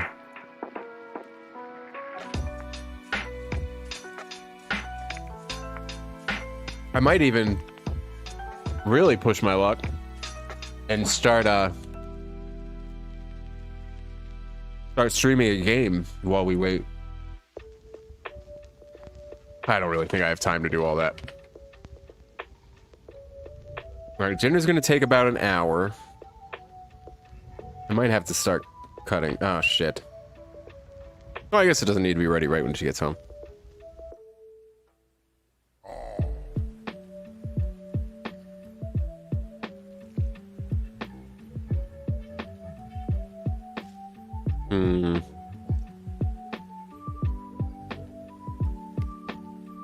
Yeah, Star Wars theory always gets trolled. Honestly, that's how I've learned so many things about, like, what you shouldn't do. It's so funny watching theory get trolled, though, because he, like... he's not innocent, you know? Like, you know what I mean? He's so, like... Not naive either, but, like... Happy-go-lucky that I feel like he's not on the lookout for trolls as much as, like, say, Josh is. And, yeah, he gets... Every time, like, an unexpected thing happens and he doesn't catch it fast enough, he just, like, leaves it up there. I'm like, oh my god, Theory, you're fucking killing me, bro. I'm cringing for you.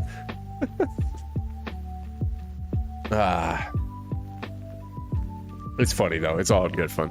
I'm excited to see the next episode. Been looking forward to it. So far, it seems like it's been an episode a month or sometimes 2 weeks. I know, and it really sucks, man. I didn't intend for it to be this way. I just started a new job that...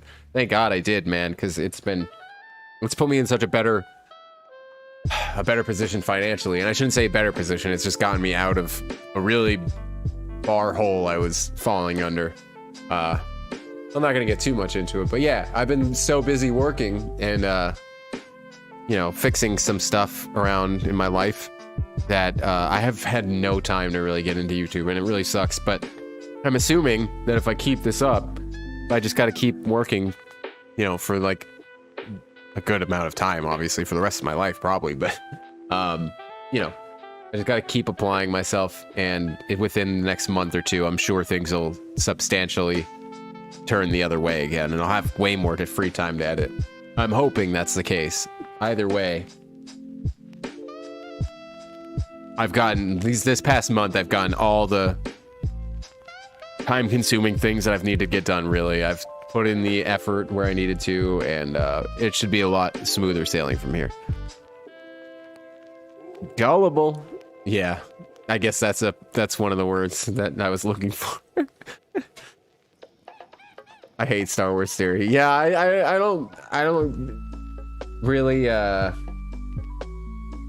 I can see why people do, I suppose. But I also, at the same time, I don't know. I don't take things very seriously, so I think that's the reason why I don't.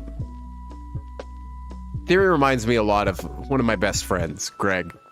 Deep down, like, you know, they're like real deep personalities, not their YouTube stuff. Like, obviously, Theory is like people that don't say they don't like people often haven't spent any one-on-one time with that person, which is obviously the case with Theory. Nobody's really spent one-on-one time with him. We don't know who the hell he is outside of his YouTube videos, but I just feel like it's one of those things where I see Theory and I'm like, yeah, I can understand why people might get annoyed with Theory, but at the same time, I see my best friend Greg when I see Theory, and I think about if Greg was in this position, and like, yeah, I support Greg. Yeah, he might not say everything that people want to hear, but he's too respectful of a person.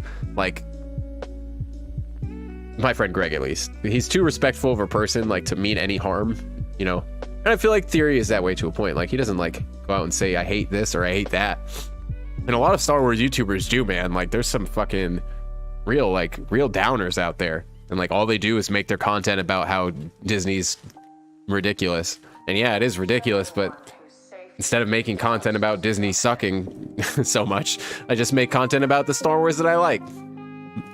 So, I don't know. Everybody's got, you know, their own opinion, but I think the thing that makes me enjoy Theory's content so much is I just identify with my friend, or I see him and I associate my friend Greg with him, and I'm like, oh man, I love Greg. One of my mates is so gullible. We were outside and I said, look up, look, it says gullible on the ceiling outside, and he looked up.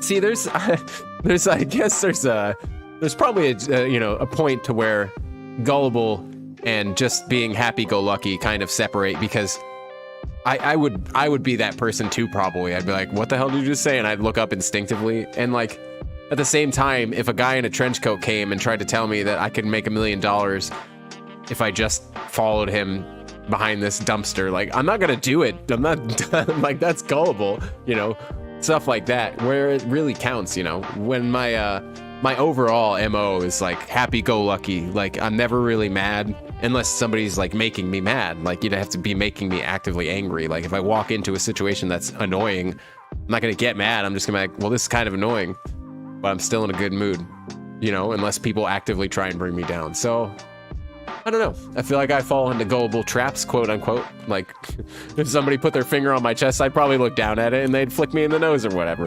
That's just who I am. At the same time, you know, you're not going to scam me on something. Like, you know, you're not going to fool me or try and pull a fast one on me. Like, I see through people's bullshit pretty easily. So, I don't know. I feel like I'm gullible too. To an extent, I suppose. I haven't really seen much of his videos to really form an opinion one way or the other. Yeah, I've watched, oh God, way too many hours of Star Wars Theory, but it's just because, you know, like, between his videos that teach you stuff about Star Wars, and like, I watch a lot of his live streams, and I watch the watch parties when Star Wars content is out. Like, I'll have Theory streaming next to my fucking monitor playing Disney Plus because I'm a weirdo. And yeah, I don't know, it's like chilling with your boys. I feel like when you have a watch party YouTuber, like, most of my friends aren't with me at 3 o'clock in the morning when Star Wars is being released my time on Disney Plus. So it's like, it's nice to have Theory. Like, you know, we can't interact or whatever, but like, if something crazy in the show happens, I'll look over and like laugh about Theory's face or whatever. Like, like, I'm glad I'm not the only one or whatever. I don't know. I'm just a weirdo. Facts. That's why I love your content. You try to make some positive stuff in general. Generation Tech is good at that too. Yeah, I really like Generation Tech's content. I really like Generation Tech. I do like Star Wars Explained. I'm pretty sure that's the name. I like X Ladders. I like his shorts a lot, but I find that I haven't really I haven't watched one of his long videos in a while. I don't know, his shorts channels are just popping. I like Bombastic. Some of these guys aren't like exclusively Star Wars either, but I can't really think of anybody else off the top of my head. Oh, Thor Skywalker is another good one. In Star Wars series, just the reason I like Star Wars theory is because I think the Vader fan film that he made really changed him as a person. And I think from that point on, people started to dislike him.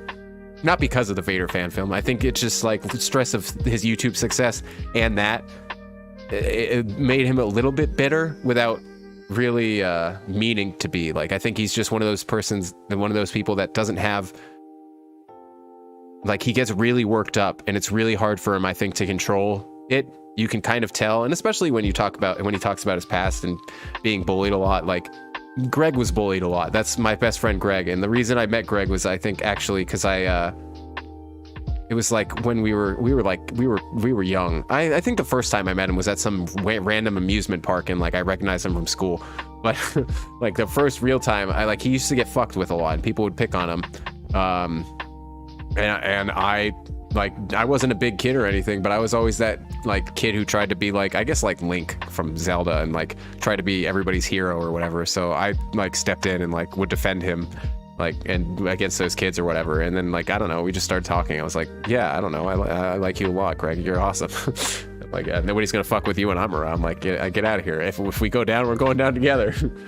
So I think that's moral of the story, though. I think before the Vader fan film with Theory, I think he was a lot more in a better space mentally and wasn't being, I don't know.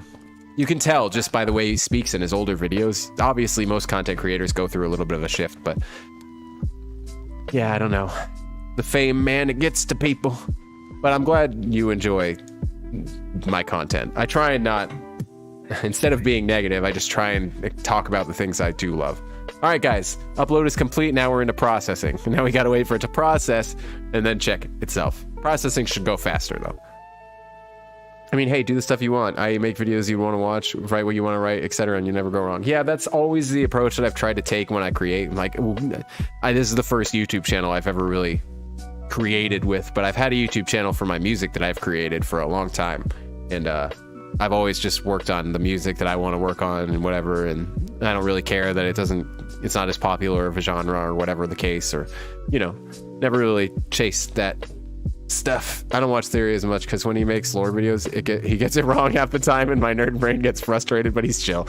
Yeah, that's why I'll never be the person to claim that I'm a lore master, because I knew when I was younger that Star Wars comics exist, and I knew that, like, at the time there was other forms of media like books and stuff, but I was never that kid that read comics or read books, really, so it just kind of skated past me. So only in my 20s, when I, you know, got a little bit older, did I revisit some of that stuff. But at that point, it's like, if you don't really love it when you're a kid, chances are you might not become the biggest nerd about it as an adult. So I don't know, it just never like tickled my fancy as I'm sure it would have when I was a kid, like nerding out about all the different lore things. All I knew was the movies and like what was accessible through TV when the Clone Wars came and stuff like that. So those are the only arenas that I claim to have much knowledge in. Theory goes all out and makes all kinds of Star Wars content, which is like, yeah, I'm not taking that. Oh wow, 99%. All right, sweet. All right, now we're at checking. See, that was quick. But yeah, I'm not going to go out making lore videos because I don't know what the fuck I'm talking about. Even if I go research a video and learn about it, like, I don't know, I don't want to make the video anymore because it's like, it's not a research project, man. This ain't school. If I don't know it off the top of my head, I'm not going to try and act like I do. You know what I mean?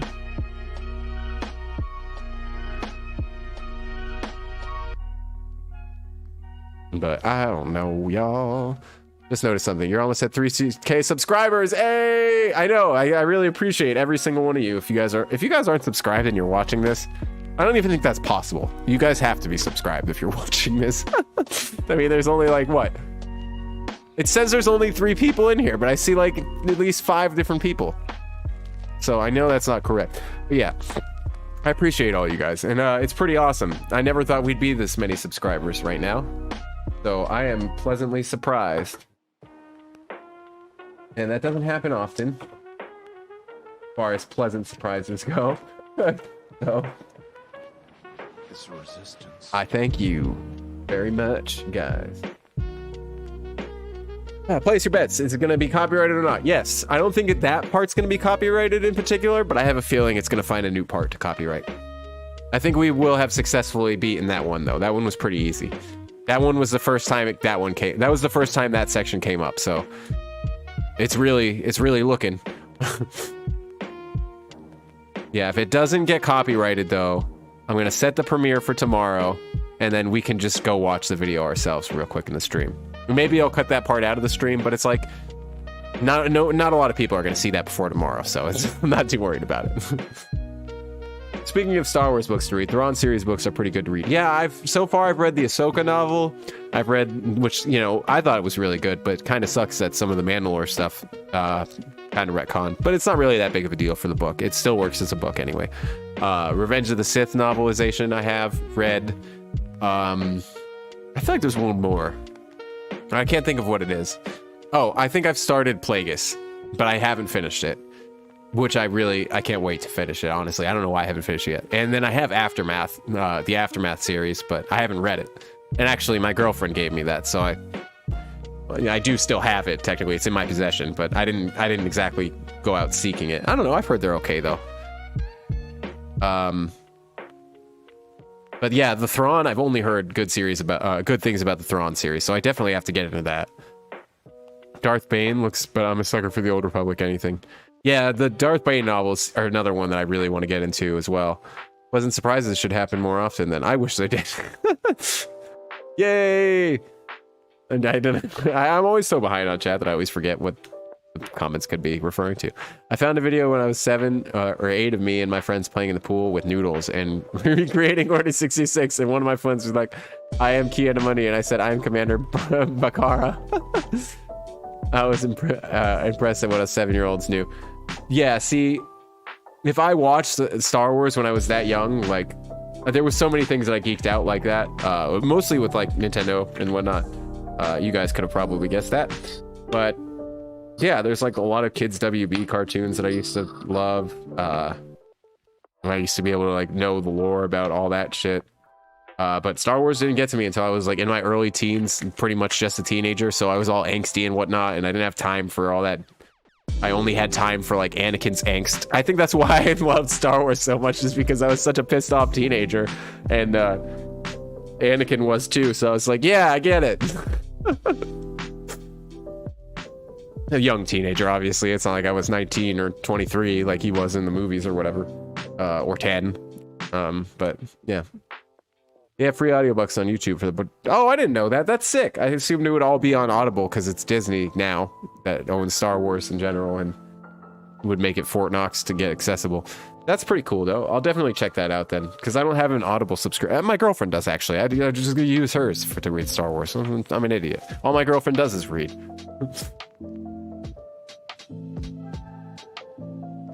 And audio read, you know? Yeah, I know there's a copyright claim email. Thank you for letting me know. I just got the email.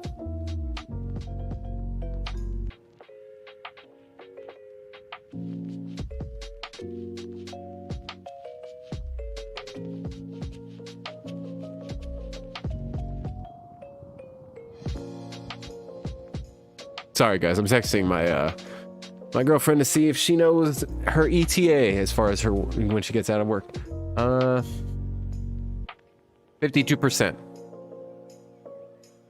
52%, everybody. F in the chat. Why? No, not yet. It's not copyrighted yet. We can't F in the chat yet.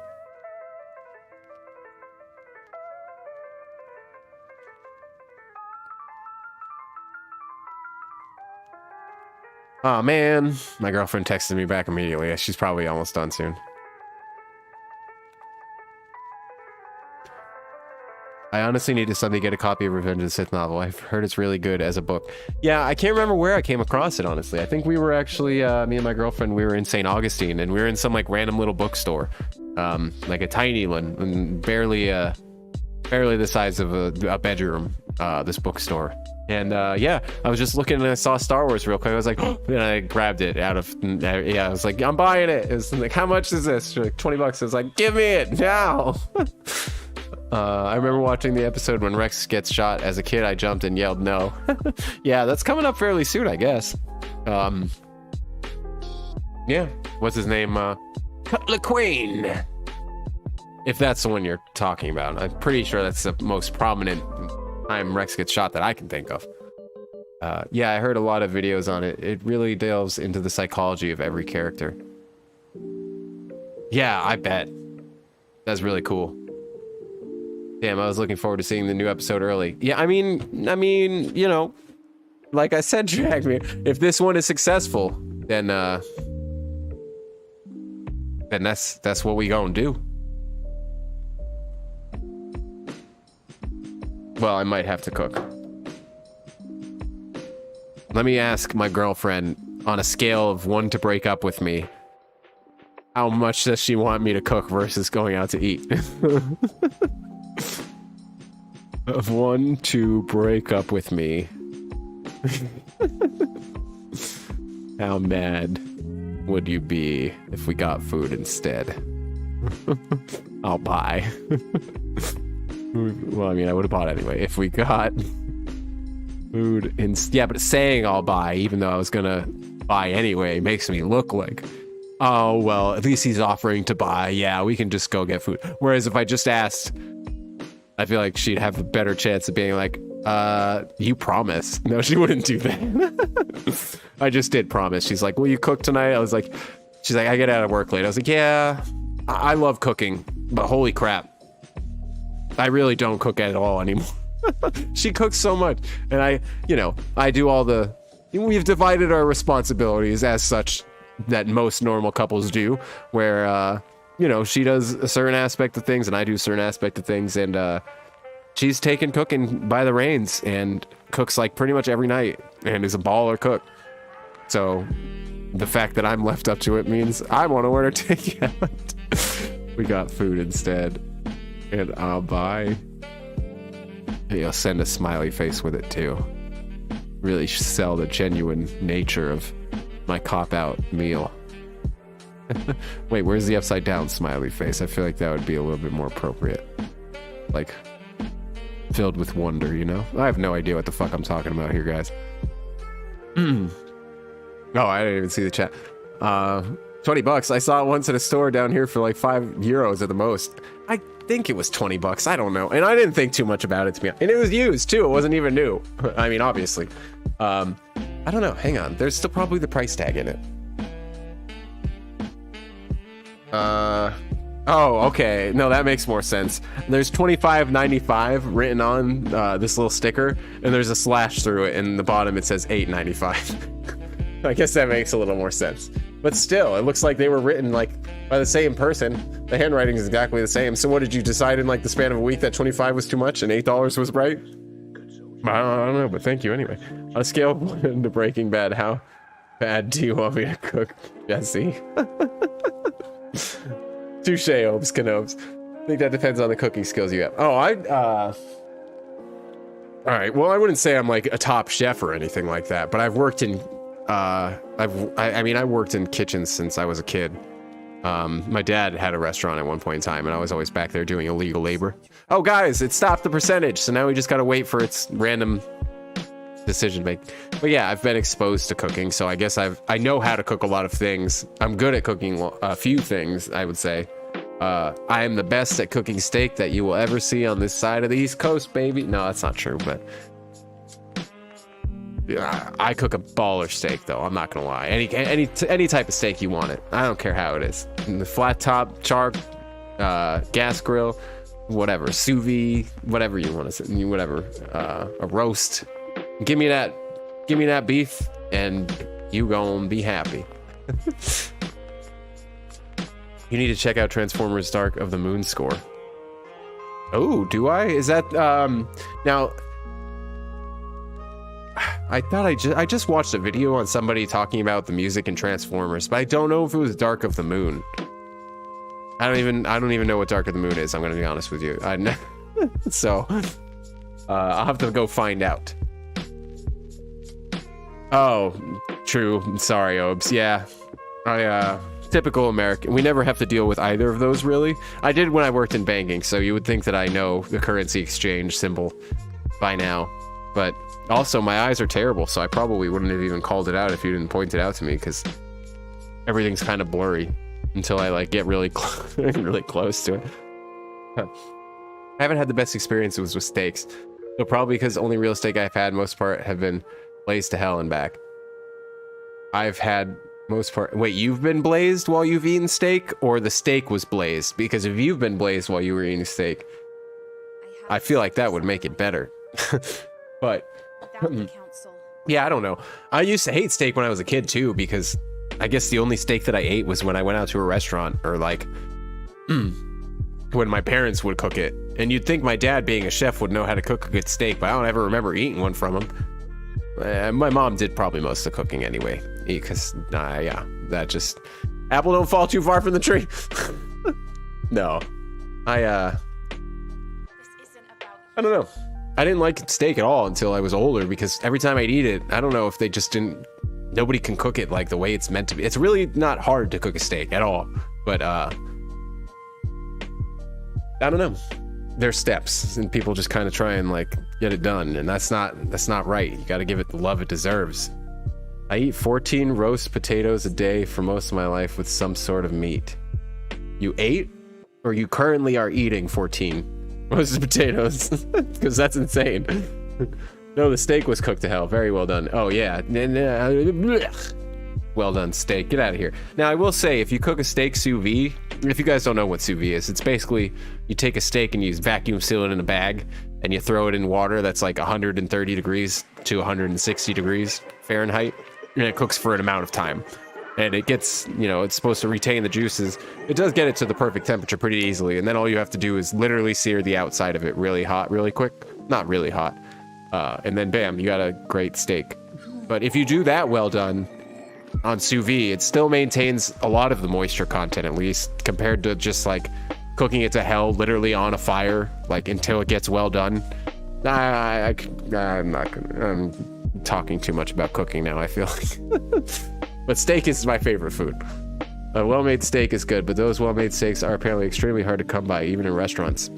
Yeah, because restaurants, the nature of restaurants, I mean, it makes sense. Like, you can't spend that much time on everyone's food when you're in a restaurant, because you got to get the hell out. You got to get the food out in like within 15 minutes at the very least. Like anything beyond that is like a pretty long wait time in most restaurants here in the US. It's definitely a realistic one after the pandemic, but nonetheless, it is a bit long to wait for food at our typical restaurants, I guess. I don't know how it is with you guys around the world, but as somebody who's been a server, for instance, like, yeah, when I put the ticket in, like as soon as I put the order in, after it reaches the 10-minute mark, it's like, okay, is it almost out now? If it's past the 15-minute mark, it's like, what's taking the food so long? And if you're in like 20 to 30-minute territory, usually your kitchen might as well be on fire and everybody's running around screaming. So yeah, it makes sense that like you can't spend as much time, and you go to a higher end restaurant obviously, but even those, I've been to some high end I've spent like $100 on a dry aged steak one time with my dad. It was a big T-bone steak, and we like split the whole thing. And yeah, dude, I was like, oh fuck, man, I was expecting something good. Like, it's just so, I don't know. It's such a shame, man, because I want to be that guy that just opens a steak restaurant and literally every steak is delicious. But it requires a lot of time. But I feel like on a mass scale, there should be like a sous vide restaurant that does that, because it would be so fast to just sear a piece of meat. And if you have it like on a constant rotation where you can time it to where you're like never really running out of food, because you can really leave it in the sous vide thing cooking way longer than it's supposed to, and not a lot of changes except for texture. In case you guys were wondering, you know, I know. Damn it! God, no! Better. And see, it's not the same place. Okay, at least we got the music one out of the way. All right, so sorry guys. And here I thought we were gonna watch it, but we're probably not going to. Has my girlfriend texted me back, or is she breaking up with me? That's fine, babe, but you're in charge of picking a place. All right, yes, I told you guys. My girlfriend's awesome. All right, well, at least now I don't have to worry about leaving. All right, we passed the girlfriend test, but we failed the copyright test. Oh, wait, what did I miss here? Because I just saw something offensive.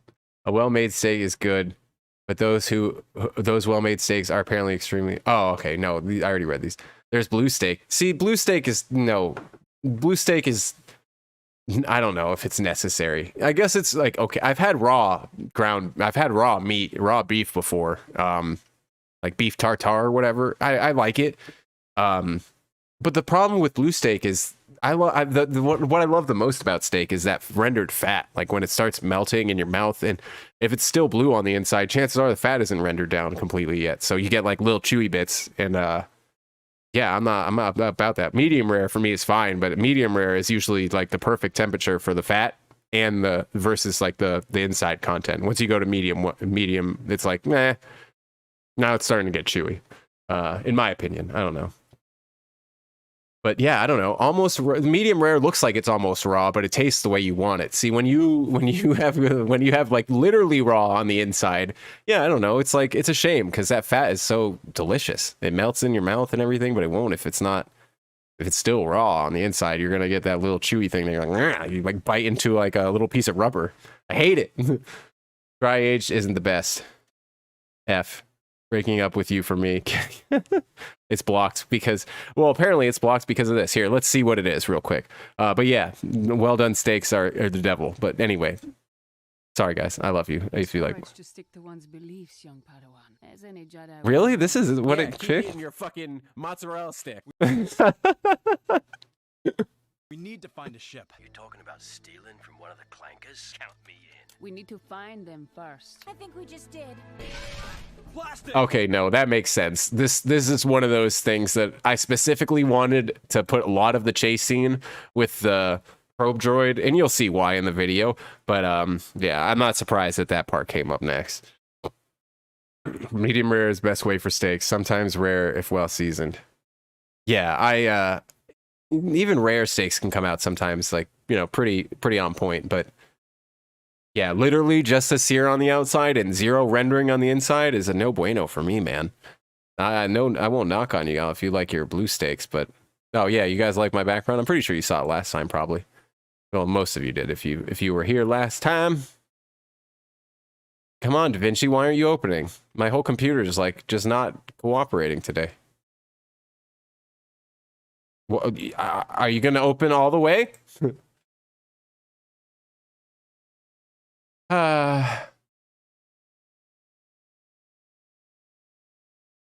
Interesting. I think we broke DaVinci Resolve, guys. I think we just broke my computer.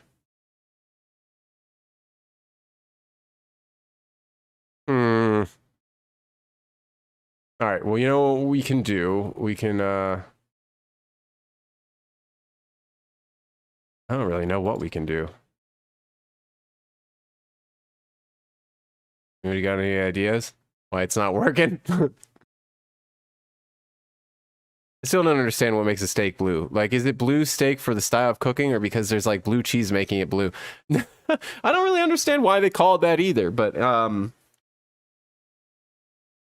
don't know. Why do they call it blue steak, Headhunter?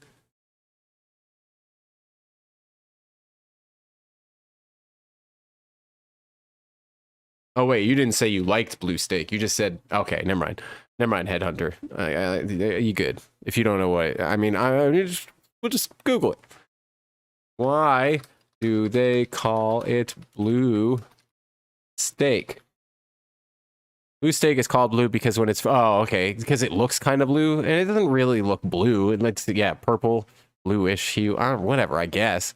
It's due to oxygen depleted residual blood within the meat. Isn't that hemoglobin or whatever? Is that? Yeah, I guess that, well, that picture looks blue, but I don't know. I'm thinking it looks like that most of the time. Yeah, maybe a little bit. Okay. What the hell, man?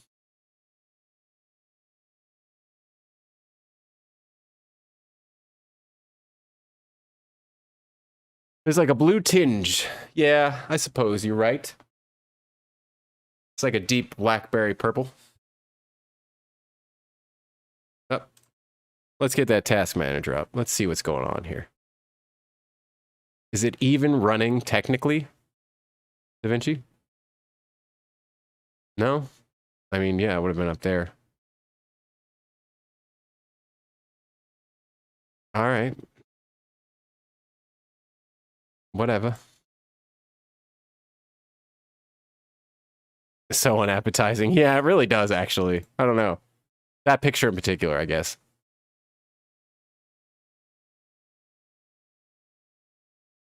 Guys, why is this happening? All right, let me try and exit out of some tabs, maybe. Can't really exit out of this one. Restore the chat for its original state. Oh, well, I guess.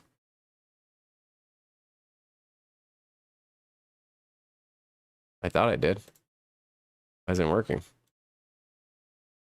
Can I refresh it while it's still streaming? Will that mess it up? I mean, if it did, we're about to find out. Oh, okay, no, nothing happened. I mean, I don't know if it happened for anything of you.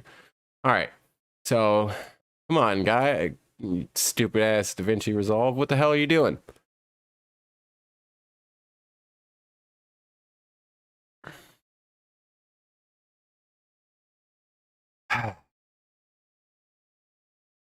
I mean, worst case scenario, I'm just gonna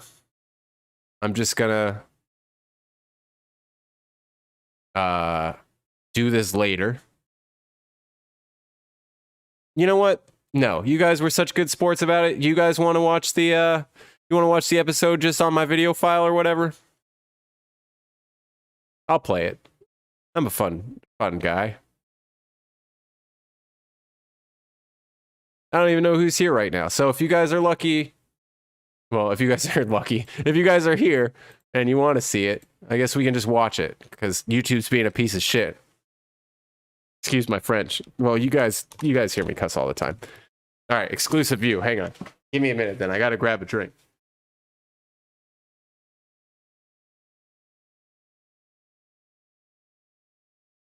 All right. Oh, it's still going to catch us on copyright, though. So I'm going to have to pause it. You're playing the stream preview while streaming. You need to pause that. Oh, hell yeah. Oh, oh really? Yeah, I feel what you're saying. I guess I didn't really realize that I still had it playing. Well, yeah, I did. I keep commenting about the Inception. Listen,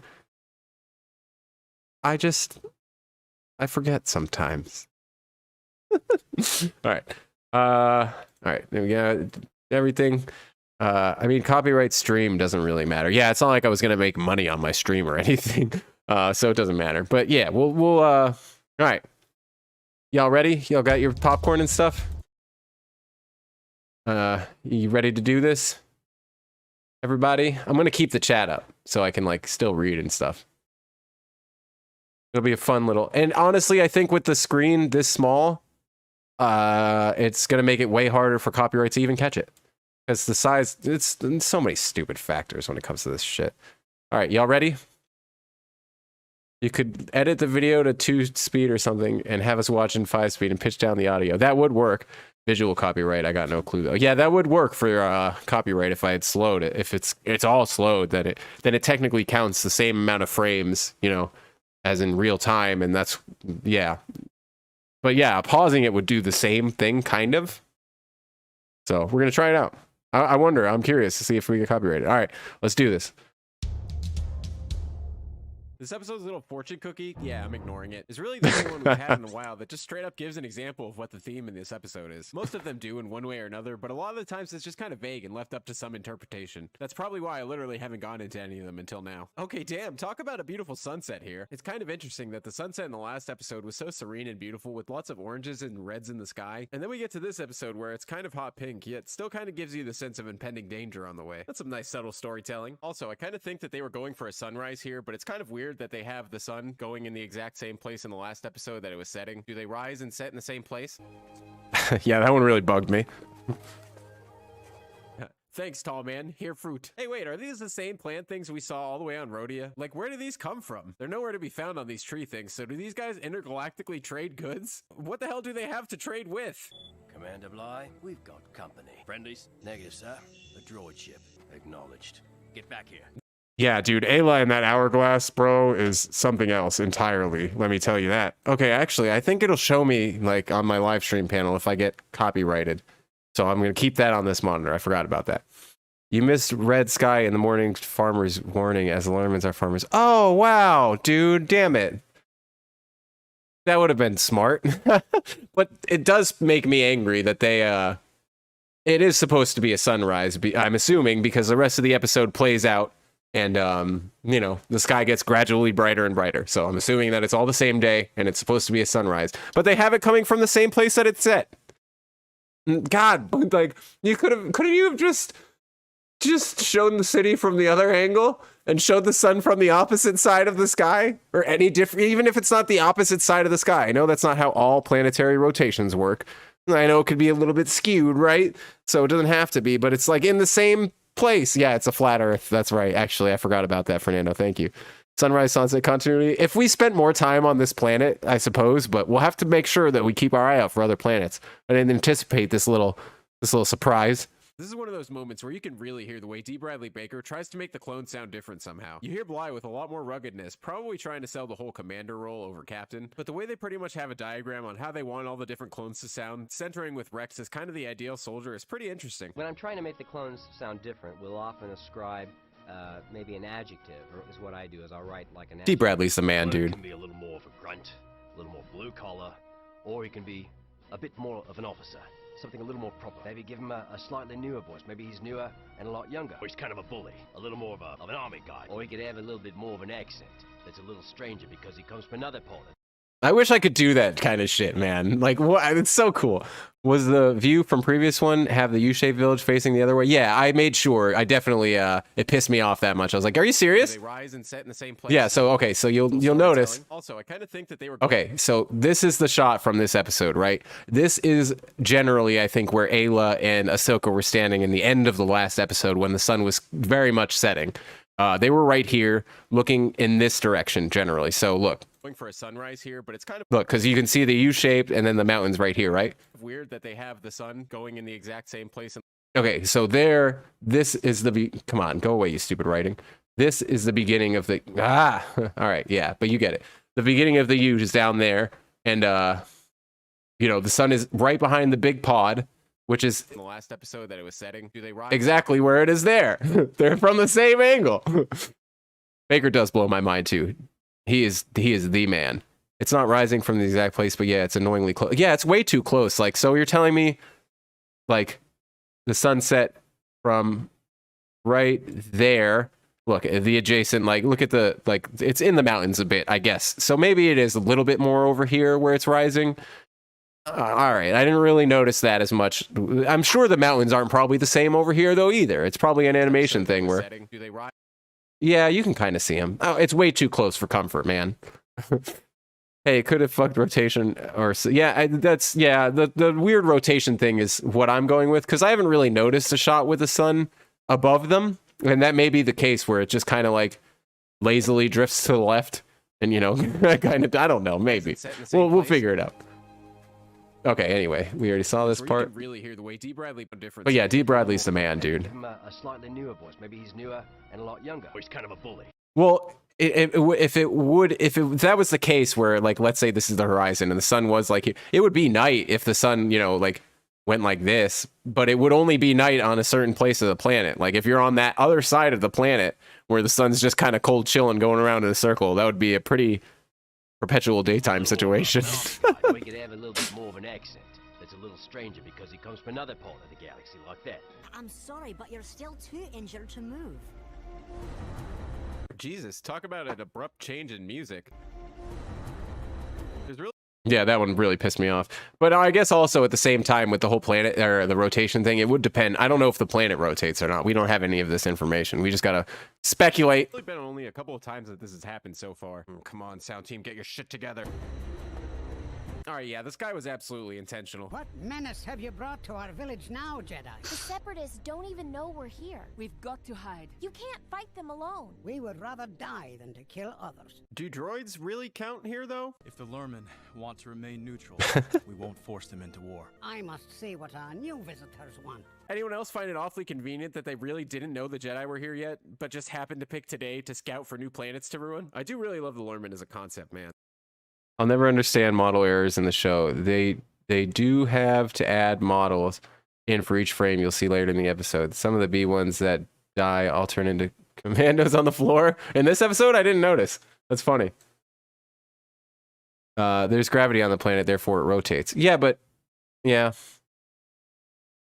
Something I really like but also hate is how some of the backgrounds look obviously watercolor and some don't. I love the clouds though. Yeah, I think all of the sunset, like anytime there's clouds in the sky, it's been painted. But the beginning atmospheric shots of the first episode weren't on the same planet now that I think about it. I forgot about that. Something I really... Oh, okay. George Takei, main reason I enjoyed this one. Yeah, I didn't put that in the video. I didn't find out until afterwards, but apparently... Yeah, it's the first Star Trek voice actor to come on to Star Wars in like an actual show or movie. I guess some of them have probably been in games or whatever, but yeah, I didn't put that in the video and I'm really pissed off about it. I guess I can record it and add it in now, but I don't really feel like it. It's just an interesting angle to take, having pacifists confronting war at their front door, especially when contrasted by the Jedi, who share most of the pacifist beliefs, yet take action when necessary. Yeah, we get a good glimpse of it with Obi-Wan and Satine and Mandalore in general, but the whole not having a choice but to fight here really gives me Seven Samurai vibes, which makes total sense when you think about how heavily influenced Star Wars was by Akira Kurosawa. You know, I almost forget sometimes that this dude is an Moidian too, and I'm pretty sure the only one we see with this body figure. I almost wondered if that thing under his chin was like those ugly frog chin things that expand with air, until I realized, nope, it's just him. I am General Lockdurd of the Separatist Alliance. Does anyone know what Locke or Lot mean? Oh, here it is. Like, are they just common first names? You have Lot Dodd and Lock Durd. Somehow Durd is a perfect name for this guy, too. Shout out to having a bigger hat than Newt Gunray, too. I am T-Wat-Ka. T-Wat-Ka. Yeah, that's true. Link. I could, I'm just gonna call you Link, I guess. I could just do that, like, do a little segue. Like, I could just, I don't even have to record it. I could just edit it, but I'm recording now, so I guess it's not really that big of a deal. Maybe I will. For a pacifist, this guy's name sounds an awful lot like some karate move. I hate how you can just see this guy's veins all popping out and shit. I hate it. We see it with me too, but the whole bulging neck thing makes it seem like this guy's blood pressure is literally about to explode. What do You are now under the protection of the Separatist Alliance. I congratulate you on your good fortune. Thank you. I do not condone your presence here. Stand aside. I would like to inspect my new colony. Speech 100. Fuck this tent. I hate this tent. I'm gonna ruin this tent. We've done nothing to them. If we are discovered, all of the Lurmen will be slaughtered. We'll be okay if we make it to the tall grasses. Would really suck if droids could scan for life forms, huh? What the heck is that? Do you guys see that thing on his back? That Hunchback of Notre Dame looking mother. In the future, I don't know what that is, to be honest with you. I tried to find an excuse, but like, what part of 3D modeling would call for that weird back hump? Like, why wouldn't you just make it smooth? Did you post it? No, it got copyrighted, so I'm so tired of waiting for it to upload. I was going to show you guys when it passed copyright, but I'm just going to show you now. So you guys get a sneak peek when nobody else decided to come to the stream. Stay out of the tall grass. Fat. No, but I don't know. Like, I'm not a doctor or anything, but like, that's like a flat angle there. What the heck is that? Like, look at that thing. It's like a backpack under. It might be a backpack kind of thing underneath his cloak, but that's like a square. That's an angle. Yeah, it's probably some kind of backpack looking thing, but it's weird that they didn't put it over the cloak animation. I don't know.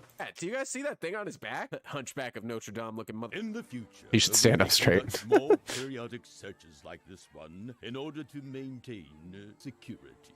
We will offer no resistance. Your species is smarter than you appear. At least the Jedi escaped. But they nearly brought harm to our entire village. But now, thanks to you, we're safe to grovel before every petty tyrant who enters our system. I have just ensured we will have peace. And at what price? Are you not concerned about the Jedi at all? We cannot help them without being drawn into their war. Follow them and make sure they get off-world. Thank God they took the time to actually make more Lurmen designs, man. I don't think I would have survived another 5 clones in the same shot. Your back is looking exceptionally angular today. That's funny. Follow them. Oh, hang on. Well, I don't think I would have survived another 5 Okay, we'll clones just in the leave same it. shot. I can't figure those villagers not wanting to fight. No pride, I guess. Wow, I didn't really think we'd get much for Rex's character development this early on. It makes sense that the clones in general feel this way. When you think about it, they're like 10 years old in terms of their mental, experience in life. But with him meeting Cutler Quain fairly soon, it makes sense that he's not quite as well rounded out yet, I guess. I call it no courage. Yeah, I saw that one coming, though. It takes courage to stick to one's beliefs, young Padawan, as any Jedi well knows. Yeah, keep eating your fucking mozzarella stick. We need to find a ship. You're talking about stealing from one of the clankers? Count me in. We need to find them first. I think we just did. All right, so this is Blast it! about where it started the copyright thing. So let me pause it for a few seconds, throw it off its trail. All right. Jamming signal! After it! This way! Hey, I'm not dissing the mozzarella sticks, but I think that's the first one that we've seen, those little, like, I don't know, MRE version of Star Wars food. Is that the first one that we see that's white? Because usually they're like tan, right? Like a little like cookie looking thing? I don't know. Hurry! Never noticed it being white. Oh. I guess that'll help with copyright too. How'd she do that? Use some kind of Jedi or something? We've kind of covered Ryloth. I mean, in timeline order, we saw them in what, supply lines, right? With Bail Organa or whatever. We saw Cham and we were on Ryloth, but we didn't really get much into Ryloth. It was really more about whatever the hell Bail and Jar Jar were doing on Toydaria or whatever. Damn buzz droid noise causes... yeah, I'm about to go on a rant on this fucking probe droid. This thing has got to hold the world record for the worst probe droid on the planet. Well, all the planets. We hear him do his little weird noise as he's transmitting back what he found, and yet nope. Unlike 90% of our Star Wars friends, they get away with this terrible pursuit. See, even the trees get some more love in this episode. Animation is weird, man. Anyone else think Anakin looks like a total baller with headband on? Just me? Oh yeah, that's right. They do give her the mozzarella stick. It might be white there too. I always thought it was just kind of tan. But yeah, I don't know why that probe droid pissed me off so much, but like that was okay. So I know they jammed its signal as if nobody would have ever thought of that in Star Wars before, but we totally hear it actually transmit beforehand, and usually it only takes a couple seconds for the probe droid to get the information across. Like, look. Blast it! Listen. Jamming signal! He said like a whole ass sentence before that. How do they get away with this? There's so many times where probe droids like completely fuck our characters over. Like so fast. This thing has got to hold the world record I don't for know. the worst probe droid on the planet. Well, all the planets. We hear him do his little weird noise as he's Thanks, Oscar. what he found, and yet nope. Unlike 90% of our Star Wars friends, they get away with this terrible pursuit. See, even the trees get some more love in this episode. Animation is weird, man. Anyone else think Anakin looks like a total baller with headband on? Just me? F's in the chat if Anakin looks like a ball. I'm not sure I'm ready for that. Shit, I'm not sure anyone was ready for that. You're telling me within the span of what, a few hours, they erected that entire base around the ship? It wasn't there in the beginning, I checked, but Jesus, have these guys build the Death Star for Palpatine. They get that thing done in a couple days. Who's paying these droids? Oh, here's another one of those awkward fades. Obviously, the show was aired on TV in the before times, so it makes sense. I know a good 70% of you probably didn't get to watch this when it aired on Cartoon Network. Star Wars, the Clone Wars. This ship was wild. New adventure tomorrow at 9:30. Their galaxy isn't far, far away anymore. Clear. Only on Cartoon The portable base makes But in sense. case you were wondering, that's what my little intro is referencing with the letters and everything. Y'all think I'm giving Disney credit for this? The hell no, Tom all day, baby. I love this job. Okay, so a portable base makes sense, but like, what the hell, man? That's pretty damn awesome. Like a portable base, like, yeah, we'll just, it'll take a couple hours, got to screw some stuff in, but yeah, we got it in the back seat of the ship. Maybe I saw this shit on Cartoon Network. I wish I did watch it on Cartoon Network, but when it was airing on Cartoon Network, I was like 15 or 16, and at that time I saw it and I was like, yeah, this seems like some dumb kid show that I'm not going to watch. And I didn't watch it like an asshole until it was literally coming to an end, and I was like, I'm going to give it a chance. And I was like, oh damn it, why didn't I watch this when I was younger?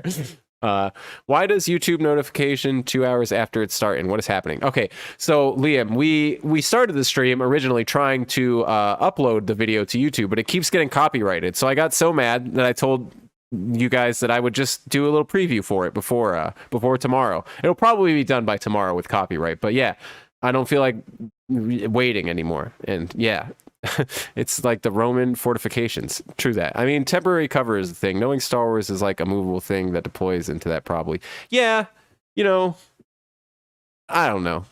It just, even that, it's like, well, how long have they been working on this damn thing? Inflatable base, just pull up a cord and let it rip. How many droids do they have? Yeah, I don't know. They have a lot because they send a few different waves at them in the beginning, and or at the fight when they finally get to the Lerman village or whatever. They send a few different waves, and I think there's a shot of like, well, there's a shot of them all in the crowd, and that's a decent amount of droids, I guess. Clone Wars Adventures was great, yeah. I never had Cartoon Network. I had watched it on ABC3. Nice. And only up to season 3 because it got too brutal. So I had to pirate that season as a kid. The rest. When I watched it, I think it was still on Netflix. I watched it in like 2011. So like, yeah, I watched it like near the end of George Lucas Star Wars. I finally watched it. I rewatched a lot on the our free websites. Nice. Good old free websites, baby. Also, how long have they been up there? The sun is suddenly about to set, but we literally just saw the sky way brighter a second ago. You're not fooling me, George, old boy. I feel like having that giant gold cannon on that tank was absolutely intentional. This guy seems like the type with all that little dick energy going on over here. Apparently the Separatists have a new toy. So did Obi-Wan. I brought a new toy that might give us an advantage. What kind of toy, Obi-Wan? We test a new weapon of my own design, which is capable of catastrophic destruction. I love that he thinks this is necessary. Like, do the droids really give a shit to be listening to this? I get the vibe. It just feels really, really uncomfortable. A weapon which will destroy organic matter, but leave machines unharmed. A war crimes counter. That shit would be out of hand. The problem is, yeah, we can't even judge it by our standards because everything in Star Wars is a war crime, basically. So napalm. Okay, holy shit, that got way creepier. I love how you can hear the random Roger Rogers, though. We need 2 volunteers. Okay, how the hell do you plan that? You guys think these 2 droids have just been fucking everything up lately, and they've already had it out for these 2? Like, there was zero hesitation there. Roger, Roger, Roger. Their disappointment never ceases to amaze me, though. You guys think they were just programmed like this, or is it just a creative writing choice? To have them be all, like, weird and emotional at times, and not just robotic and cold and calculating? Because, yeah, the show is for kids, I know, there you go. But, like, in world, why would you not have droids that, no matter the circumstance, have, like, zero emotional response? I have no idea. I have located a world in which we can test our new weapon. That was one hell of a stink eye. Stink eye, brother! Jesus, this angle. I almost didn't even realize it at first, but we're way too close and personal with that B1 over here. Ready? Run There are 2 scenes with George Takei that always reminded me of this scene. Yeah, I didn't really know until way after I was done with this video. I can't remember what I was looking up, but I was looking up something. Oh, I was looking up production order, and I saw him credited. I was like, no way, I didn't know he was doing this, but I didn't really record it. I might re-record it. I don't know. Obi-Wan, Shaniva's suggestion employer from Atla and Red Alert 3. Nice. Chad War Crimes. Roger, Roger. What, is this guy like translating for the droids? Was dirt not loud enough just a few seconds ago? Oh, that was too loud. It's kind of weird that they show the missile already on its downward trajectory here in this shot. Then in the next one, it's still not quite there yet. Should we take cover? No, idiot. That is not even gonna hit us. Jeez, man, I see why they picked you 2.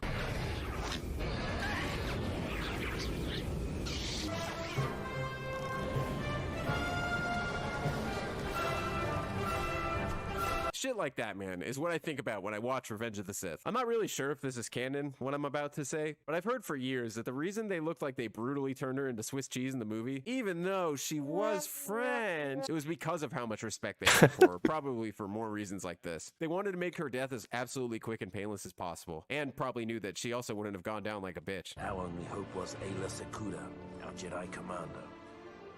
Without her iron will, none of us would have come out of that mess with our sanity or our lives. When her death came, I hope it was quick. She earned that much. Yeah, there's no way this is the same tree asset from the last episode. Is this one of those wacky different production order issues? Oh yeah, I guess so, actually. I wonder which one is 23. No, not the... No, where is it? is it? Jesus, where is it? That's some toy. Okay, wait, isn't that like exactly what Anakin said in Cat and Mouse? It's a stealth shell. That's some trick. Aw, damn. It took out every living thing. That's a convenient way to say grass. The landscape has been destroyed.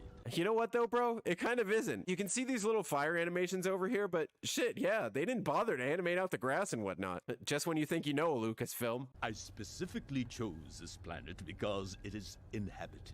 Isn't that like any planet? Is this planet inhabited by any other form of life? You kind of get the impression in the episodes that no, it's just the Lurmen dropping a bunch of, what, 5-year-old wooden carvings around all over like they own the place. But do people know that they're here now? I mean, I feel like the whole point of choosing a neutral system would be to lay low. I don't think they have any seed-shaped spaceships lying around here. I don't know, man. Way too many questions going on. After we get a shuttle, we'll go back and help the Lurmen. Taywalk Ka said he doesn't need our help. There's a More rhyme difference jokes. between pulling innocents into a war and leaving them to extinction. Yeah, you learned that lesson, you cattle on you. Tailwag 2, the Separatists are returning. You're telling me these things have the ability to convey all of that through what? These little chirps? Forget a droid. I want one of those things. Yeah, the fire on the grass makes sense in terms of, you know, the dirt wouldn't be able to necessarily catch fire. But the fact that they didn't delete the grass is what blows my mind. If that thing was supposed to take out all living, we see it pretty much like incinerate a tree in another shot later on in the episode.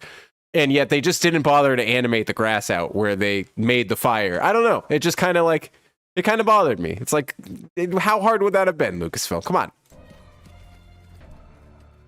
Hey, what was that? It's a rock. Ah, see, I never watched Lord of the Rings. I think I watched like maybe the first 2, and I don't know. I watched, what's funny is I watched Lord of the Rings with my friend the exact day that he was showing me Star Wars, and I fell in love with Star Wars, but for some reason I came back with after Lord of the Rings, and I was just like, I don't really know. I don't really know if I want to watch that again. And it wasn't bad. It was just, it was like superhero movies. I like watching them and stuff, but I don't know. For some reason, Star Wars is the only one, like, property, I should say, that, like, really sucked me in to, like, really become I guess an obsessed fan. I don't know why Star Wars is the only one, but Lord of the Rings never did. I definitely think Lord of the Rings deserves all the respect that it gets. But yeah, I never would have been able to catch it because I never really watched Lord of the Rings more than, I watched the first 2 for sure. I know that. I don't know if I watched anything else though. And I thought they were good. Missing out on a reference that aren't even references. Damn it.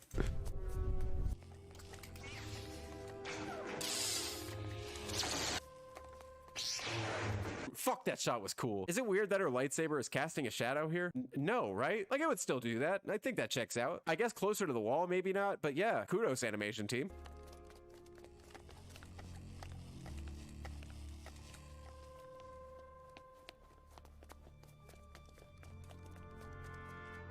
I love those long shots, man. You can absolutely tell George Lucas's hands were all over this. It's no wonder people adore this show, man. How does the West End check out? They're attacking our village. They did not attack us before. They would not be coming back there unless they intended to do us harm. We've done nothing to provoke them, and we will not. So we will just lay down and be slaughtered. We must defend ourselves. If we sacrifice our beliefs, we're no better than they are. We will not change our morals now or ever. Okay, I know I said that I thought this is what the Jedi should be, but this part actually is them. This show goes out of its way to portray the young having a way of thinking that kind of stems from the older generation's dogmatic belief system they kind of bind themselves to, and I think it's part of what makes it such a great addition to prequel canon. The show just weaves in with the prequels so well, in my opinion, man. This lighting looks sick, dude. Shield generator, sir. Let's take them with us. It's cool to see them actually take supplies that would help them out in battle, even though it's specifically to help the Lurmen here. We don't really see it much, but it's a nice little touch. Unless, you know, they're droid fingers. I have no remorse. I told you I wasn't letting the chopper thing go, and I mean it. Never letting that shit die. Sorry, guys.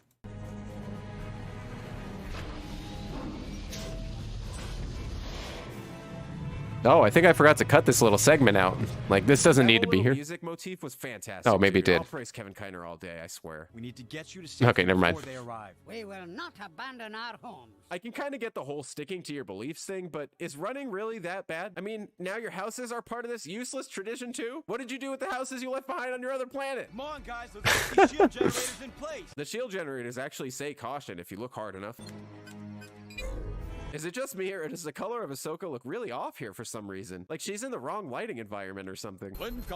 Yeah, I don't know. That one was weird. Oh man, I was at the movies. Can't believe I've missed the first stream in a good while. Hope you're all doing well. Oh, what's up, Omni? Yeah, we've been trying to upload the video onto YouTube and it keeps getting copyright claimed. So I decided to just let you guys watch it off of YouTube, basically, off of just my computer or whatever. So yeah, we're watching it right now. You can rewind and, you know, rewatch it if you missed it or whatever. And I'm probably going to leave it up on the stream anyway, because by the time tomorrow rolls around, it's not like many people are going to probably watch like 3 hours into my stream, probably. So it should be fine.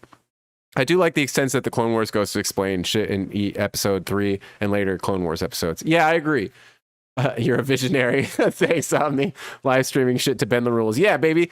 You can't copyright the screen when it's this tiny, YouTube. I know your game. We're going to get past it.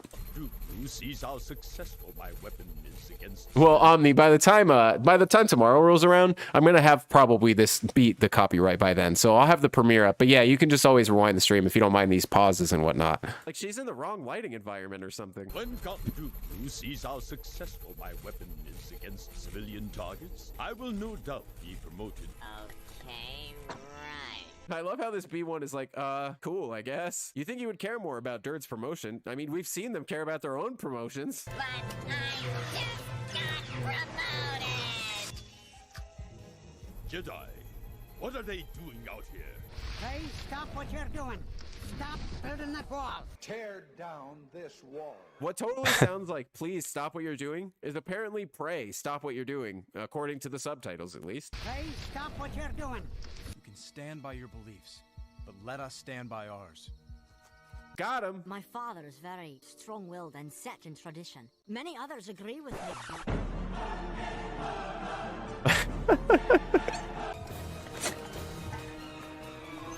Fire! Power the shields! Yeah, dude, look at that tree. Like, that thing did not survive. They're not triplets! There's Dude, two... that sound effect is so fucked. All right, there's way too many sets of them that look the same. Like, there's a couple of female assets that are repeated in the last episode is like the real terror in terms of the repeating assets. But yeah, there's like 2 different female Lerman designs that get repeated in the last episode, as well as the yellow hat looking ones. It's definitely, I think, a situation where you have just an asset, like a certain amount of assets, and you're like, I'm not going to think about it. I'm just going to throw the same one in there 3 times. I'm pretty positive that that's the issue, which, whatever, it's not an issue. It's just fun to actually notice it, because I never would have noticed it like this just watching the Clone Wars. I don't know. Well, I guess I shouldn't say never, because there's been a bunch of stuff that I've been waiting to, like, not waiting to overanalyze. I didn't know I was going to do the channel, but there's stuff that I've overanalyzed for years that I've had, like, in the back of my head. So not all of it's just being discovered now, but a lot of it is, like the Lerman thing. Yeah, I didn't realize that they were all the same asset until this series. Like, I should have, apparently, but the hats are the same color. The outfits are exactly the same. They're the same, the Lerman asset, but I don't know why they can't just change the color of them. If you're not going to change the design, at least give them a different color hat.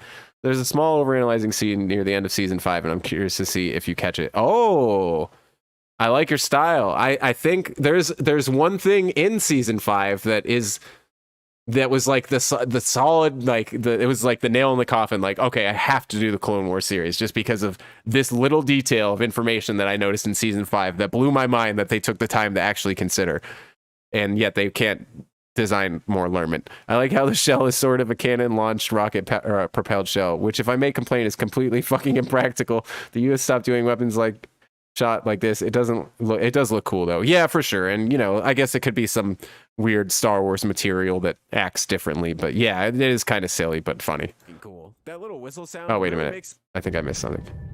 Okay, hang on. Let me rewind it a little bit more.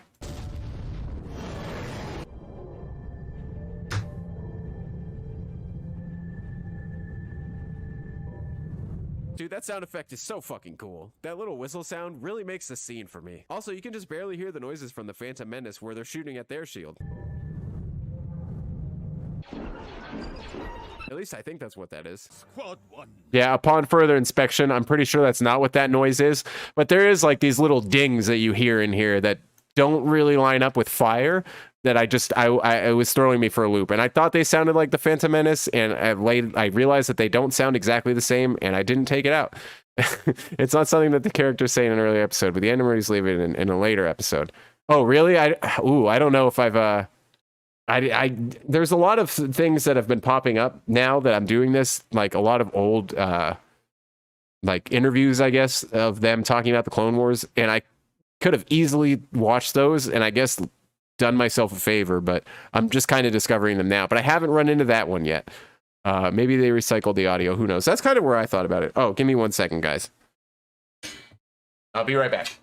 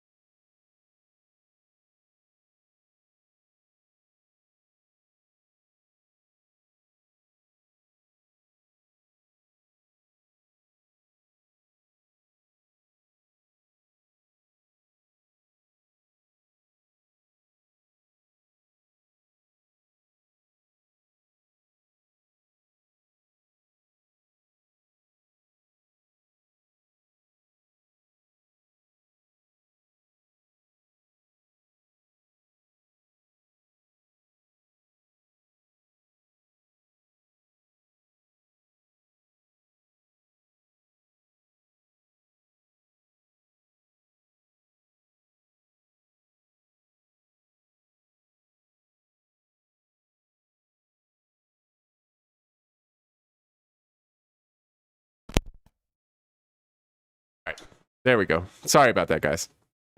Let us resume. That little whistle sound really makes the scene for me. Also, you can just barely hear the noises from the Phantom Menace where they're shooting at their shield. Yeah, I don't think it's exactly the same. Squad 1, prepare to charge. That's one hell of a thrust there, buddy. Major Saturday cartoon action pose vibes going on here. Jesus, baby. Ayla's got them moves, boy. It's cool getting to see her in action for the first time, really. And she uses Form 4 lightsaber combat. And damn, you can really tell. Yoda's another one who uses it, and it relies a lot on acrobatics and fancy spins. Damn, Ahsoka. Did you guys see that little headshot she just pulled off there? Her shield is down. Launch another shell. Some general, man. You didn't think to just load one up and have it ready for this to immediately happen? Sir, there's a Jedi heading right for us. I love the fact that the droids need to use binoculars too. Shit, man, I have the cheapest smartphone you can buy. Even I can zoom pretty far. Blast him, you idiot. Holy shit, what was that? Those noises, were those supposed to be sound effects or part of the music? I mean, the section of the score we're in is in what? The key of D, I think? The noises they make are A, then G, which works within the scale, and then kind of an A flat, which makes me think that they were just meant as sound effects, and this is just one happy accident. Yeah, I have problems, I know. No survivors. See, why can't the droids just sound more like that? You hear how ominous that shit was? I feel like the whole eerie, they don't really understand humor aspect would have been a way better approach, albeit a less kid-friendly one.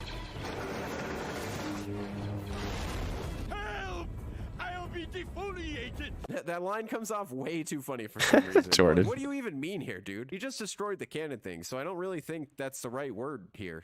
There goes my promotion. See, at least seeing this guy as a chump is of no consequence, since he's just here for some random general purpose and he never pops up again. He doesn't, right? I wish they did that a lot more often instead of having it just be Grievous and friends so much. Look, guys, they used moves they used in yesterday's episode because they smart and make bad guy go bye-bye like Ewoks did. Yeah, all right, I'll stop being a dick. I will say, though, man, when you think about the alternative here, if the Separatists were an army of men, would this shit, like, send Ahsoka to jail for thousands of years, or would they just be savage beasts of men and women like Kiadamundi over here and say it was justified? You guys see Rex in the background when Durin stopped walking? He's a lot more polite than Gree was with Newt. That's for damn sure. I was just offering the Jedi our thanks. Perhaps we do owe you thanks, but I still wonder at what cost.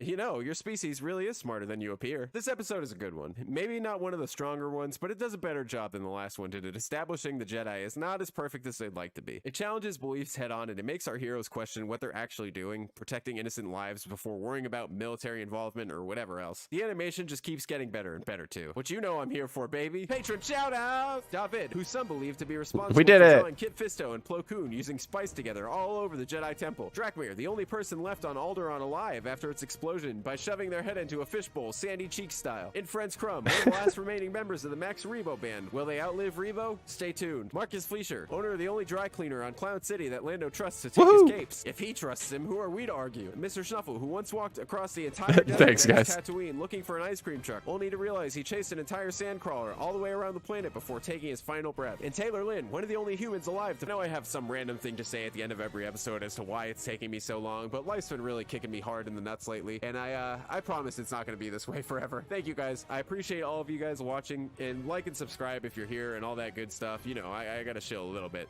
I love you guys. I'll hopefully see you next week. If not, just kill me. We did it. Thanks, guys. I had a lot of trouble for some reason with those patron shoutouts. Usually it's pretty easy to just kind of think of something funny real quick, but I don't know. Those ones kind of threw me for a loop. But yeah, you guys are the first ever early access viewers. So, hooray!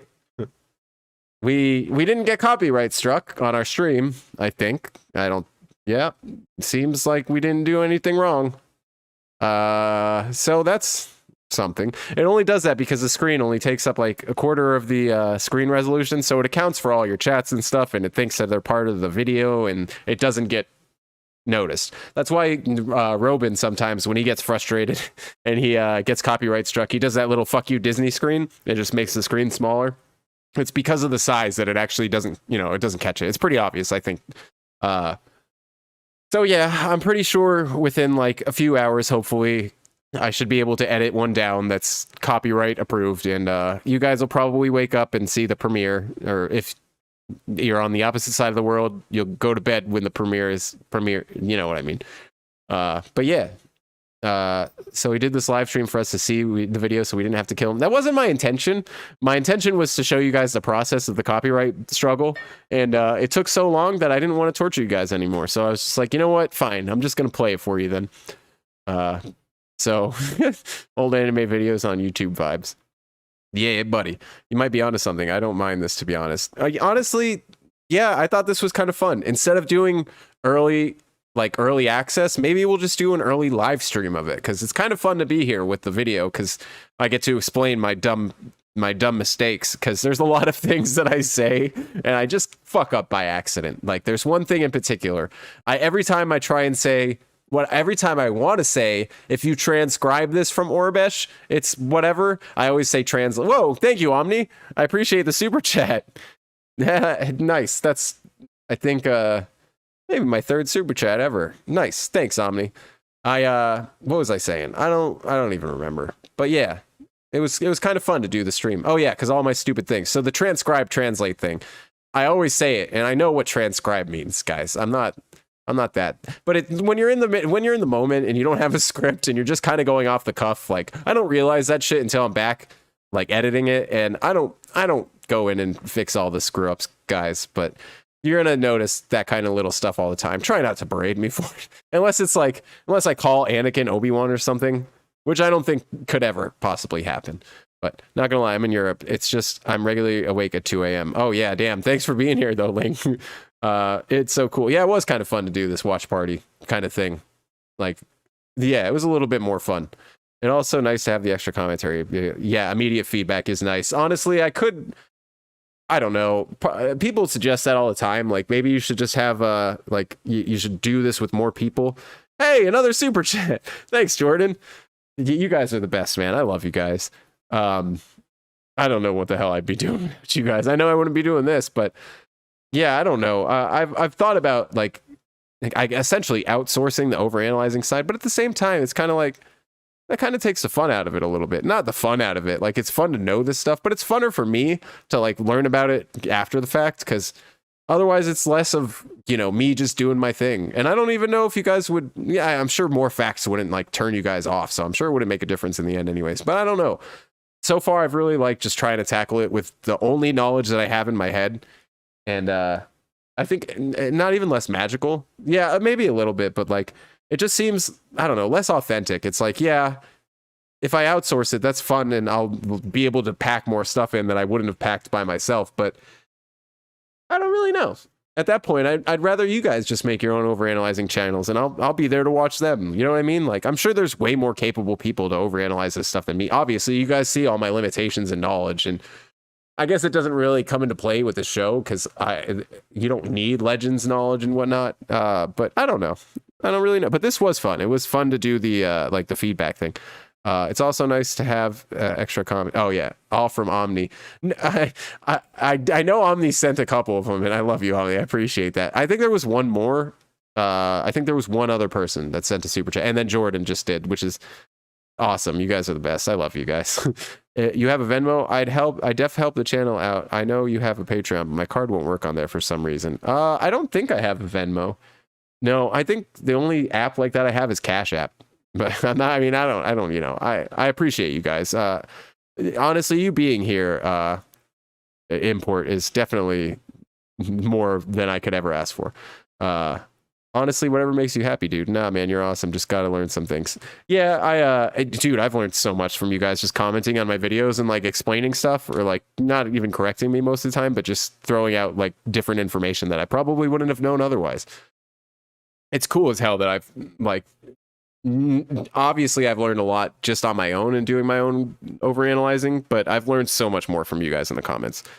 You need armored vehicle knowledge. I think you can message me on YouTube or catch me on a live stream. Oh, hell yeah, Link. I appreciate that. Yeah, see, that's the thing. Like, the only thing I have to offer you guys in extensive knowledge is probably the music stuff. And even that, it's like, you know, I'm not like a theory master or anything, a music theory master. I only know certain things or whatever, but, you know, I try and apply what I know. Keep doing you, man. I appreciate you, Jordan. You guys keep doing yourselves, too. We, damn, 3 hours and 11 minutes. I mean, I'd say that's a pretty successful stream, even though technically it wasn't a successful stream in terms of me beating the copyright or dying. So I guess we're going to die trying. You're doing a great job. Thank you. I appreciate that. Like, you guys are awesome, man. I definitely anticipated this just being a project of me having fun and like maybe getting some of the overanalyzing Avatar fans in, like, the ones that always asked him if he was going to do the Clone Wars. Like my hope was to get some of them and like maybe like just keep, you know, like fulfill that role. But yeah, I could never expect it to be at almost 3,000 subscribers in like 6 or 7 months. It's probably small potatoes in YouTube world, but considering my channel that I've had for like 15 years only has 366 subscribers, yeah, I'll take it.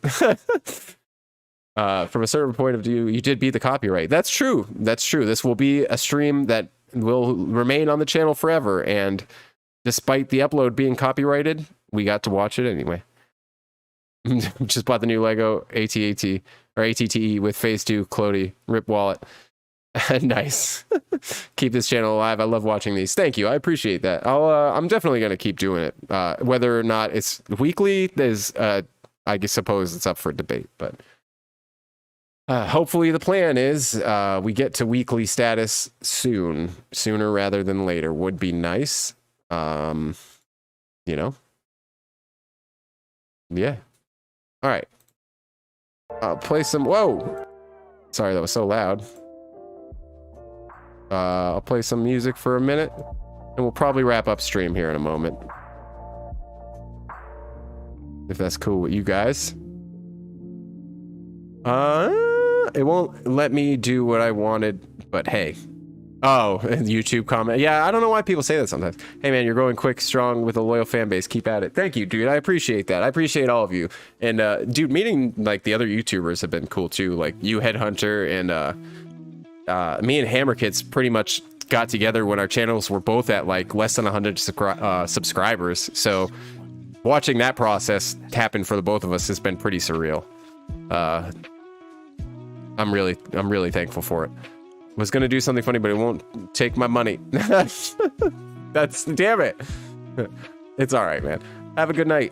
Holy, you're still going? Oh, what? You just got back, Destroyer? Yeah, we watched. Destroyer, we literally just spent the last like 20 minutes watching the episode. If you feel like it, later on, you can just rewind it and you'll get a sneak peek of the episode. We couldn't beat the copyright, so I just played it anyway. Thanks for the stream. Good night, everyone. Oh, thanks, Link. I can totally see you with like 100K next year. Dude, that would be sick. I appreciate all you guys sticking around this long, man. I always love hanging out with you guys. I might come back on and stream later. Maybe when me and my girlfriend get something to eat, I'll settle in and I kind of feel like playing Majora's Mask, but I do definitely need to get this copyright situation figured out. But yeah. Anyway, I will see you guys perhaps in a few hours. If not, I will see you guys in the premiere that will hopefully be happening tomorrow. It'll be happening tomorrow. It's just a matter of when. I can beat this copyright, guys, I swear. But anyway, I love you guys. Have a good night, and I will see y'all later.